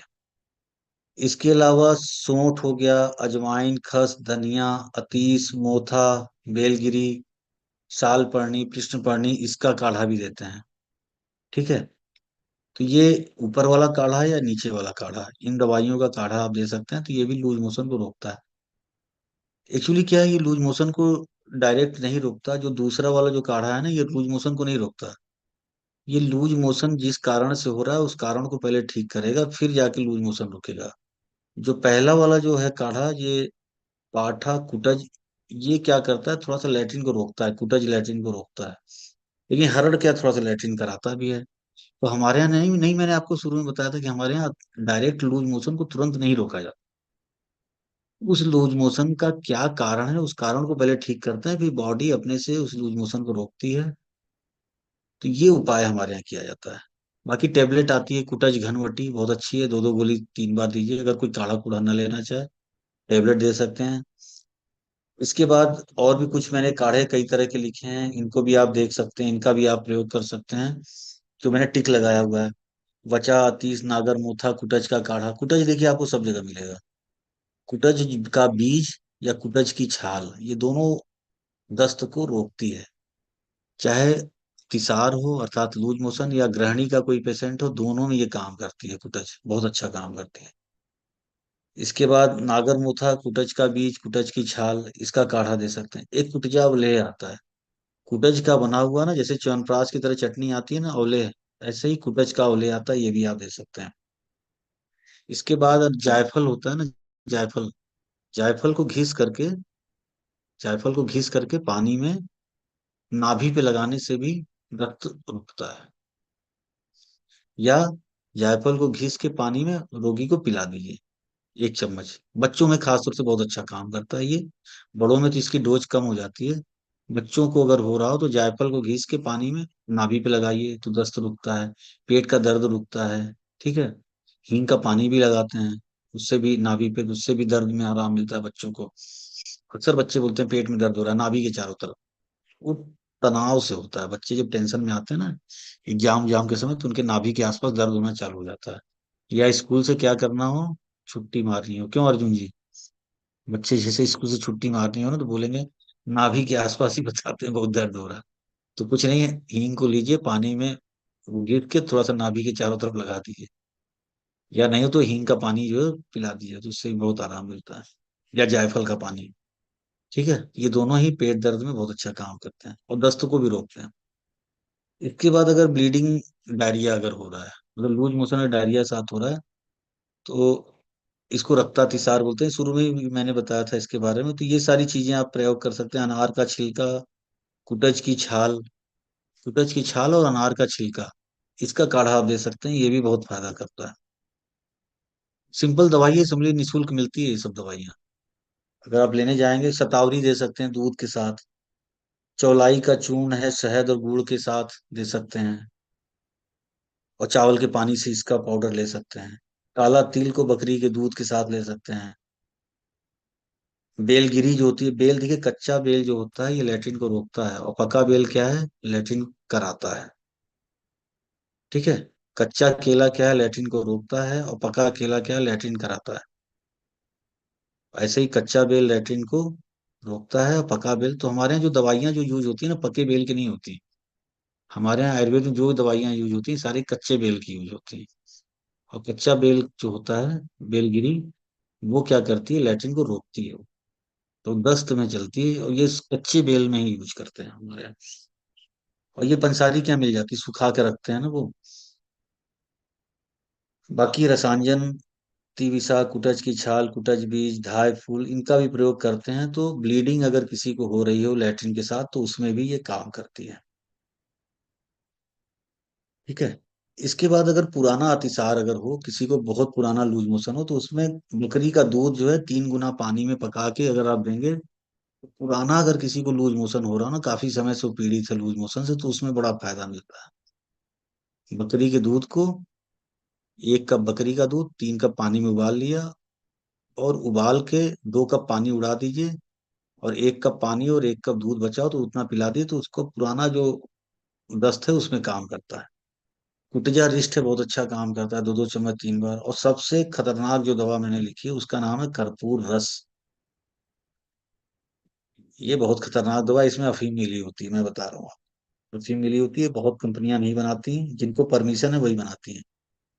कैसा भी दस्त हो, चाहे उसने अंग्रेजी दवाई खा रखी, उसका दस्त नहीं रुक रहा, लेकिन इस टेबलेट को खाते ही रुक जाता है। मैं लास्ट में इसी को चलाता हूँ, अगर नहीं किसी का आराम मिला तो इसको देने से एक एक गोली सुबह शाम, एकदम बढ़िया उसका लैट्रिन रुक जाता है, एकदम फिट हो जाते हैं। इसके अलावा एक दवा आती है पूर्ण चंद्रोदय रस, ये गृहिणी में भी, मतलब बार बार मोशन आ रहा है, लूज मोशन हो रहा है, या अल्सर हो गया है पेट में, या अल्सरेटिव कोलाइटिस। अभी किसी ने पूछा था ना अल्सरेटिव कोलाइटिस में क्या करेंगे, तो यही देंगे, पूर्ण चंद्रोदय रस हम दे सकते हैं। तो इससे काफी आराम मिलेगा। बाकी फायदेमंद क्या चीज है, क्या खाना देना चाहिए, वही दही बहुत फायदेमंद होती है दस्त में। मट्ठा बहुत फायदेमंद होता है, जामुन का फल बहुत अच्छा फायदेमंद होता है, बेल का मुरब्बा बहुत फायदेमंद होता है। ये सब चीजें क्या करती हैं, दस्त को रोकती हैं। आपने देखा होगा जब हम घर से बाहर जब जाते हैं तो हमें दही खिलाया जाता है, दूध नहीं, है ना। तो ऐसा नहीं कुछ धार्मिक कुछ ऐसा चीज है, इसका तात्पर्य ये है कि दही जो होता है, जब आप घर से बाहर जाएं तो आपको कहीं दस्त ना लग जाए। आप पता चला आपको ट्रेन पकड़नी है या हवाई जहाज पकड़ना है, अगर आपको रास्ते में अगर दस्त लग जाए तो आपकी ट्रेन या हवाई जहाज छूटेगी कि नहीं। 10,000 रुपये का जितने का आपने किराया बनाया वो सारा पैसा वेस्ट जाएगा। अगर मैं बता रहा हूँ, अगर आप दूध पी के अगर आप घर से बाहर आओ, अगर आप निकल गए तो आप, हो सकता है 2 किलोमीटर जाएंगे आपको लैट्रिन लग जाएगी, इसीलिए दूध नहीं देते। इसीलिए दही खिला, दही रोक रोक के रखती है ये जब आप पहुंच जाएंगे ना अपने गंतव्य तक, 4 घंटे तक तो ये दही रोक देती है लैट्रिन। तो 2-4 चम्मच एक कटोरी घी दही खा के आप निकलिए, आपको दस्त नहीं होगा। और दूध पी के अगर निकले तो मान के चलिए कि 2-4 किलोमीटर जाने पे ही लैट्रिन लग सकती है आपको, ये मैंने देखा है कई लोगों में। ठीक है। तो ये खाने पीने का ये आप कर सकते हैं। इसके बाद जो मैंने बताया था ना कि अल्सर हो जाता है छोटी आंत में, छोटी आंत में अल्सर हो गया जिसको क्रोन्स डिजीज बोलते हैं। आप वीडियो देखिएगा फिर से रिपीट करके उसमें, तो इसमें आप ये दवा चलाइए, ये बड़ा अच्छा काम करता है। मैंने देखा कि ऐसे रोगी जो है मानसिक तनाव वाले होते हैं, इसमें स्वर्ण सूत रस, धात्री लौंग, आमलकी रसायन, इसका कॉम्बिनेशन हम देते हैं सुबह शाम शहद से। चमेली के पत्ते चबा के खाना है, ये घाव को ठीक करता है चमेली का पत्ता। मांस्यादि काढ़ा एक आता है, ये दिमाग को कंट्रोल करता है, ठीक रखता है, तो ये आईबीएस में भी चलता है। अगर कोई आईबीएस का रोगी है तो उसको भी मांस्यादि काढ़ा हम चलाते हैं, जटामांसी होती है इसमें, और भी दवाइयाँ। तो माइंड को ठीक रखता है, अल्सरेटिव को, ये क्रोन्स डिजीज में और इसमें बहुत अच्छा काम करता है। इसके बाद दाढ़ी मास्टर चूर्ण एक आता है, दाडिम से तात्पर्य है अनार, उसका पाउडर ये भी काम करता है बहुत अच्छा। अब मैं आता हूँ ग्रहणी रोग। ग्रहणी रोग वही मैल एब्जॉर्प्शन सिंड्रोम, जो मैंने बताया था ना कि बार बार लैट्रिन हो रही है। इसकी जो बेस्ट ड्रग है वो है मट्ठा। अगर किसी को दिन में 3 से 4 बार लैट्रिन हो रही है तो आप उसको मट्ठा पिलाइए, बहुत अच्छे से फायदा करेगा। 1 महीने से पुराना बार बार उस व्यक्ति को मल त्याग करने के लिए जा रहा है, तो इसका मतलब 1 महीने से अगर हो रहा है तो इसका मतलब वो रोगी क्या है, ग्रहणी रोग से पीड़ित है। कच्चा पक्का लैट्रिन दिन में 3-4 बार हो रहा है, जब भी खाना खा रहा है लैट्रिन हो रही है, तो इसको बोलते हैं ग्रहणी रोग। ठीक है। इसका जो खाना है, खाना ऐसे रोगियों में कम खिलाते हैं, मट्ठा खूब पिलाते हैं। कुछ दवाइयां मैंने लिखी हैं, इसका प्रयोग हम लोग करते हैं। इसमें चातुर्भद्र एक काढ़ा होता है, गिलोय, अतिविषा, सोंठ और मोथा, इसका काढ़ा आप कभी कभी आप पिला सकते हैं, रोज नहीं। बाकी टेबलेट आती है चित्रकादी बटी, ये भी काम करती है ग्राणी में, कुछ लोग इससे भी ठीक रहते हैं। बाकी नीचे पाउडर लिखा है, नागराध्य चूर्ण या दाढ़ी मास्टर चूर्ण, इसका प्रयोग कर सकते हैं आधा आधा चम्मच सुबह शाम। एक भूनिम्बादी चूर्ण आता है, इसका अगर एसिडिटी हो ना साथ में, मतलब बार बार मोशन भी हो रहा है साथ साथ एसिडिटी हो रही है, तो उसमें भूनिम्बादी चूर्ण बहुत अच्छा काम करता है। तो इसको भी पाउडर आप दे सकते हैं कि एसिडिटी के साथ अगर हो रहा है तो ये बहुत अच्छा काम करता है। इसके बाद एक आता है गंगाधर चूर्ण और जाति फलादी चूर्ण। ठीक है। इसमें भांग मिली होती है, तो ये बड़ा अच्छा काम करती है, ये लैट्रिन को रोकती है ये। भांग और अफीम का भी योग थोड़ा सा मिला रहता है किसी किसी में। ये बड़ा जबरदस्त दवा है, ये लैट्रिन को मतलब ग्रहणी रोग में बहुत अच्छा काम करता है, खास तौर से जाति फलादी चूर्ण बहुत अच्छा काम करता है। द्रव्याद रस एक टेबलेट आती है, ये पाचक एंजाइम जो पेट में बनते हैं ना, इनको प्रॉपर तरीके से ठीक करके ग्रहणी रोग को ठीक करती है। लेकिन हम देखते हैं कभी कभी ये सब दवाई करने के बाद भी नहीं ठीक होता, तो हम लोग एक परपटी कल्प चलाते हैं रोगी में। परपटी कल्प में क्या होता है, पंचामृत परपटी या स्वर्ण परपटी, कोई भी परपटी आती है, ये पाउडर होता है। तो इसको हम लोग क्या करते हैं, एक एक रत्ती रोज बढ़ाते हैं। आज एक रत्ती दिया 125 mg, कल 250, अगले दिन 375, फिर 500, फिर 625 mg। डेली 125 mg हम बढ़ाते हैं, 10-15 दिन तक, 14 दिन तक बढ़ाते हैं। फिर अगले 14 दिन हम इसको घटाते जाते हैं, तो 28 दिन का ये कल्प होता है। इसको रोगी की ताकत के हिसाब से हम इसको 28 से बजाय 14 दिन में ही कंप्लीट कर देते हैं कभी कभी। और उस दौरान खाना पीना रोगी का बंद कर देते हैं हम, और केवल मट्ठा पिलाते हैं दिन भर में 7-8 गिलास में। उसकी आंत पूरी तरह से नई हो जाती है, क्योंकि आंत 4 मीटर है लंबी, उसकी गड़बड़ी से हो रहा है ये प्रॉब्लम, तो उस 4 मीटर आंत को नई करने का यही उपाय है। सारी जो बीमारी है, गंदगी, सारा कचरा जो है सब निकल जाता है उसका, और फिर से वो आंत रिपेयर हो जाती है। तो आंत की रिपेयर करने के लिए हम लोग ये परपटी कल्प चलाते हैं, ये इसका तरीका होता है। लेकिन ये एक्सपर्ट लोग ही चलाएं तो ज्यादा अच्छा है। बाकी कुटजा रिस्ट आती है, टकरा रिस्ट आती है, और बबला रिस्ट, तीनों बहुत अच्छे हैं। जो सूट कर जाए रोगी को, इन तीनों में से कोई भी एक दे सकते हैं, 2-2 चम्मच दिन में 3 बार, 2-2 चम्मच पानी पिला के। ठीक है। इसके बाद मैंने बताया था ना अल्सरेटिव कोलाइटिस, अल्सरेटिव कोलाइटिस में क्या क्या चलाएंगे अल्सरेटिव कोलाइटिस में। देखिए अल्सरेटिव कोलाइटिस में हमें देखिए क्या देना है दवाई। इसमें स्वर्ण परपटी में चलाता हूँ, स्वर्ण परपटी को वही मट्ठे के साथ इसमें चलाइए। और जात्यादि तेल एक आता है, जात्यादि तेल जो पाइल्स में यूज करते हैं, तो इसकी बस्ती लगाते हैं लेटरिन के रास्ते। 20 से 25 ml जो है लेटरिन के रास्ते इसको डालते हैं, तो जो घाव रहता है ना बड़ी आंत में हुआ, उस घाव को ये ठीक कर देता है। ठीक है। और बाकी इसमें वही दवा चलेगी जो आपकी क्रोन्स डिजीज में दवाई चलती है। तो अल्सरेटिव कोलाइटिस में ज्यादा हमें ट्रीटमेंट नहीं करना है। घाव ठीक करने के लिए जात्यादि तेल दिए लेटरिन के रास्ते। ठीक है। और दूसरा, स्वर्ण परपटी जो है आप मट्ठे से आप चला दीजिए, बस। ये रेगुलर तरीके से आप कीजिए, तो जाके, क्योंकि ज्यादा दवा देंगे तो रोगी को ज्यादा दिक्कत होगी। तो ज्यादा हमें दवाई नहीं देनी, और साथ में चाहे तो आप पूर्ण चंद्रोदय रस हम दे सकते हैं। ठीक है। तो ये हो गया आपका अल्सरेटिव कोलाइटिस। इसके अलावा देखिए कुछ और दवाइयां भी आती हैं, अग्नि कुमार रस है, ये भी चलती है ग्रहणी में।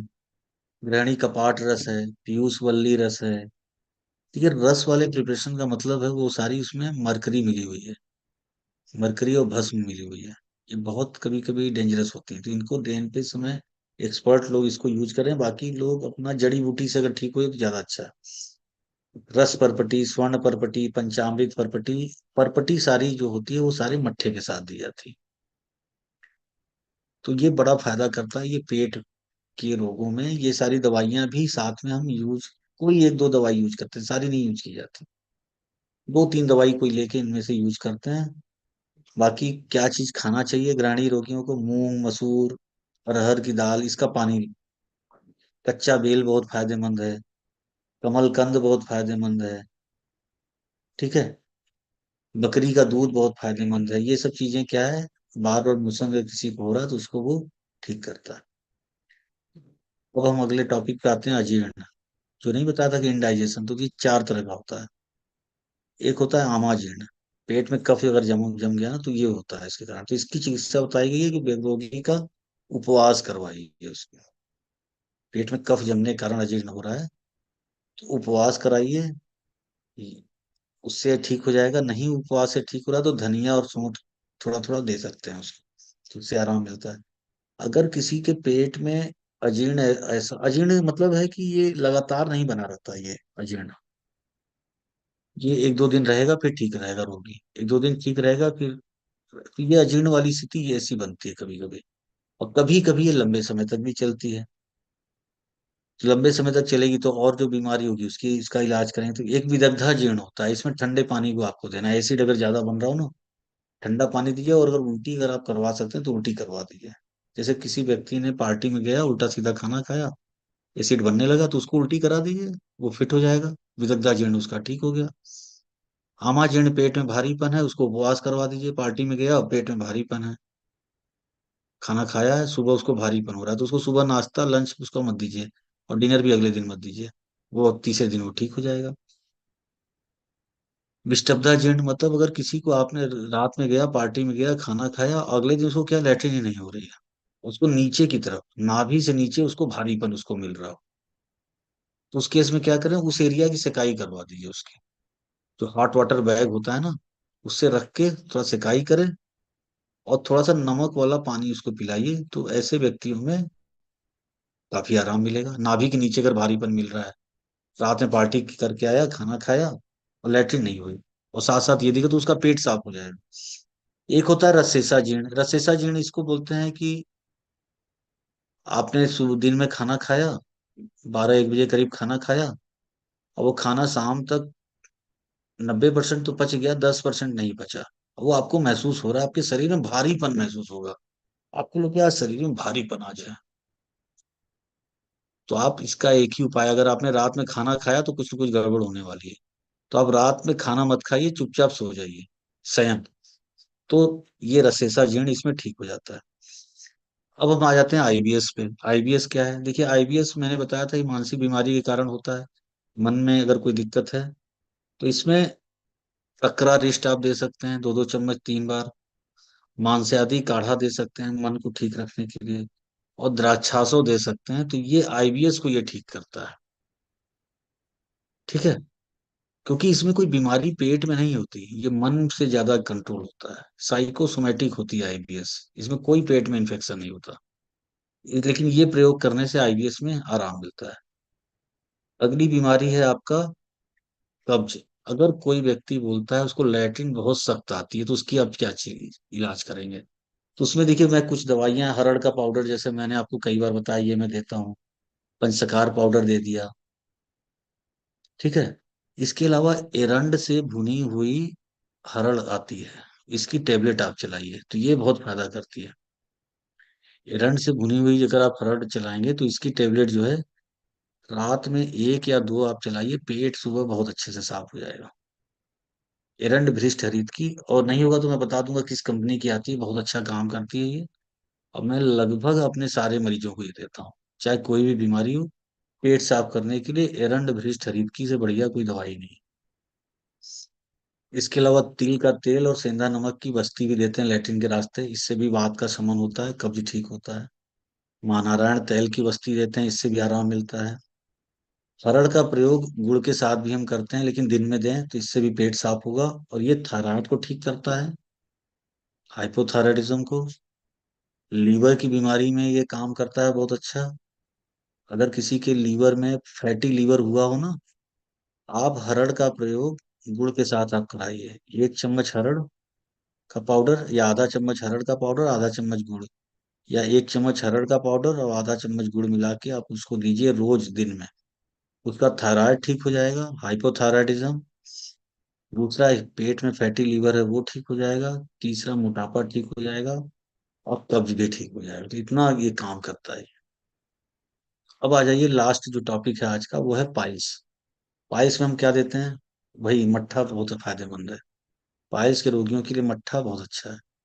इसके अलावा गुड़ हरित की मैंने बताया ही था, हरड़ और गुड़ का प्रयोग, ये भी पाइल्स में पेट साफ रखेगा। इसके बाद गोमूत्र हरित की आती है। इसमें क्या करते हैं, हरड़ को जो होता है रात में भिगो देते हैं गोमूत्र में।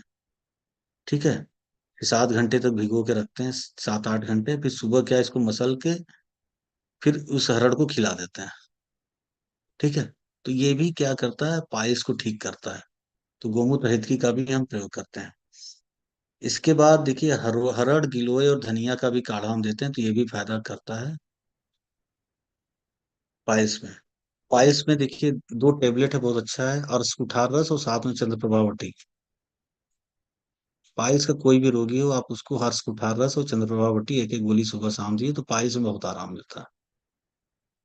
इसके अलावा द्राक्षासो भी आप दे सकते हैं। अभयारिष्ट तो वैसे भी बहुत अच्छी दवा है, लगभग सभी को पता है अभयारिष्ट के बारे में। 2-2 चम्मच सुबह शाम या 3 बार। कई लोग तो मेरे पास ऐसे मरीज है जो केवल अभयारिष्ट पी के ही ठीक हो गए।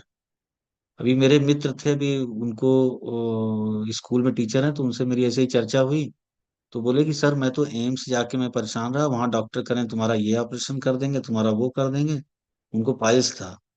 तो अब हम लोग के पास जो दवा थी, हमने कहा कि ऐसा करो अभयारिष्ट ले लो। वो फोन पे मेरे से पूछे क्या ले, तो मैंने कहा अभयारिष्ट अभी चला लो, आप बाद में देखेंगे। और वो व्यक्ति क्या किया, 6-7 बोतल उसने अभयारिष्ट पी ली 2 महीने में। करा कि मैं तब से फिट हूँ, मुझे कहीं जाने की जरूरत नहीं पड़ी। सारा ऑपरेशन तो सब गया, पता नहीं, कोई जरूरत नहीं है ऑपरेशन कराने। वो व्यक्ति केवल अभयारिष्ट से ही ठीक हो गया। बाकी दवा तो उसको चली ही नहीं है। ना उसको अर्श कुठार रस चली, ना चंद्रप्रभा वटरी चली, वो इसी से उसको आराम मिल गया। अब देखिए, 2 तरह का अर्श होता है, एक होता है वात कफज, एक रक्तज। वात कफज से तात्पर्य है ये बाहर का जो अर्श होता है, ज्यादातर ये वात कफज होता है। तो इसमें हम काशी सादी तेल लगाते हैं। ठीक है, वाह है जो बाहर की तरफ जो मस्से लगे रहते हैं पाइल्स के। और एक होता है अंदर का अर्श होता है, वो ज्यादातर रक्तज होता है, उसमें ब्लीडिंग हो जाती है ज्यादातर। तो उसमें जात्यादि तेल लगाते हैं। पेशेंट को बोलते हैं कि सिरिंज से 5 ml 10 ml जो है, नहीं देखिए, जो बाहर का अर्श है उसमें काशी सादी तेल लगाते हैं, कि काट के अलग कर देता है उसको धीरे धीरे, जो मस्से वाला होता है। और जो शरीर के अंदर जो होता है, जो पाइल्स होता है, उसमें जात्यादि तेल लगवाते हैं।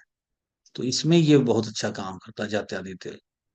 अंदर जो भी घाव होता है बना हुआ ना पाइल्स का, उसको ये भर देता है ये जात्यादि तेल। मतलब होता क्या है कि जात्यादि तेल से घाव नहीं भरता, मेन होता क्या है, जब व्यक्ति लैट्रिन करेगा ना, तो उस समय वो वेसल होती है, वो रप्चर नहीं होगी। अदरवाइज क्या होता है, जब व्यक्ति लैट्रिन करेगा तो रप्चर होने का चांस होता है, उसको ब्लड आ जाएगा। तो ये ब्लड नहीं आने देता, ये उसको फटने नहीं देता उस वेसल को। ठीक है, वो जो वेसल होती है उसको कई बार पाइल्स वाले को रिंग की स्किन भी बाहर आ जाती है। हाँ देखिए, इसको प्रोलैप्स बोलते हैं। ठीक है, तो ये थोड़ा सा प्रोलैप्स वाली भी स्थिति आ जाती है। ठीक है, तो उस केस में भी आप जात्यादि तेल आप रेगुलर आप यूज कराइए, सबसे बेस्ट उपाय है। इससे अच्छा कोई उपाय ही नहीं है। जात्यादि तेल 5 से 10 ml इंजेक्ट करवाइए उसे। कब? लैट्रिन जाने से पहले और लैट्रिन करने के बाद। और अभयारिष चलाइए, अस्कुठार रस चलाइए, चंद्रप्रभावटी चलाइए। हाँ देखिए, सिर्फ अगर स्किन अगर लटकी हुई है तो ये आपका उसमें अभी आप मत कुछ सोचिए उसके बारे में। स्किन लटकी हुई है, उसका कारण वही है कि प्रेशर बार बार, उसको कब्ज है ना, उसकी कब्ज वाली समस्या आप दूर कीजिए। आप उसकी जात्यादि तेल लगाइए, कब्ज वाली समस्या दूर कीजिए। ठीक है, उसमें काशी सादी तेल नहीं देना है। स्किन अगर लटकी हो तो काशी सादी तेल नहीं देना उसमें। ठीक है, अगर मस्सेट की तरह अगर निकला है तो देना है। हाँ, ऑपरेट करने का बाद में देखेंगे, ज्यादातर देखिए ऑपरेट नहीं करवाना चाहिए। क्षार सूत्र हो, क्षार सूत्र लगवा लीजिए किसी से, वो ज्यादा बढ़िया है। अभयारिष्ट सभी में देना है, सभी तरह। देखिए अभयारिष्ट का काम क्या है, ये पेट साफ रखता है पहले तो, पेट बहुत अच्छा क्लीन रखता है, तो इसलिए अभयारिष्ट चलती है। हरड़ हरड़ का बना हुआ अरिष्ट है ना, इसलिए इसको देते हैं। आगे देखिए, ब्लीडिंग अगर पाइल्स अगर है, तो उसमें करंज, चित्रक, सेंधा नमक, सेवनाक, खस, कुटज, लाल चंदन, इसका काढ़ा भी आप दे सकते हैं। इसका काढ़ा भी आप पिलाइए अगर ब्लीडिंग पाइल्स है। देखिए खूब मिलते हैं ब्लीडिंग पाइल्स के बहुत मरीज हैं, बताते हैं खूनी बवासीर, इसको बोलते हैं खूनी बवासीर। तो उसमें इसका काढ़ा चलाइए। अर्श कुठार रस, चंद्रप्रभावटी, ये दोनों तरह के अर्श में काम करेगी। तो ये अर्श एक्चुअली क्या है, देखिए सर्जरी वालों का ज्यादा टॉपिक रहता है, लेकिन अर्श में जो मैं, क्योंकि मेरे पास तो हर तरह के मरीज आते थे। कोई शुगर का ही मरीज है उसको भी पाइल्स है, गठिया का मरीज है उसको भी पाइल्स है। तो मुझे साथ साथ ये दवाइयाँ देनी पड़ती थी, तो इस दवा के आधार पे जो मेरा अनुभव रहा वो मैंने आज आपको शेयर किया। कि पूछते रहते हैं मरीज, तो वो ये दवाइयाँ हमने चलाया तो इससे काफी आराम मिला। इसका प्रयोग कीजिए। देखिए आज का समय बहुत ज्यादा आज हो गया, 10:52 हो गया। अब जो है प्रश्न जो है आपके जो हम लेंगे, वो कल लेंगे, आपके व्हाट्सएप पे अपना आप कर दीजिएगा। अब आप लोग भी आराम से आज की देखिए यात्रा ये 2 घंटे लग ही जा रहे हैं आप लोगों की क्लास में। ठीक है, तो कोई दिक्कत नहीं है। मैं थोड़ा और डिटेल में इसको क्लास आपका कर रहा हूँ, ठीक है। अब इसको सोचिएगा, आप वीडियो देखेंगे ना, देखिए वीडियो रहेगा आपके पास, इसको आप देखेंगे तो कुछ चीजें आपको समझ में आएंगी, कुछ चीजें मुझे बताएंगे आप लोग भी अपना अनुभव शेयर कीजिए, अगर कहीं आपने कोई चीज प्रयोग किया तो उसका अनुभव शेयर कीजिए, जिससे कि मुझे भी पता चले उस चीजों के बारे में। ठीक है, तो चलिए कल हम व्हाट्सएप पे चर्चा करेंगे, कल फिर क्लास होगी। कल हम लीवर के बारे में, पेंक्रियाज के बारे में, डायबिटीज के बारे में, कल ये सारी बीमारियों का रहेगा। ठीक है, ठीक है, प्रणाम। ठीक है, सभी को शुभ रात्रि। ठीक है, चलिए आज का लेक्चर आज का एंड अप करते हैं। ठीक है, ओके, शुभ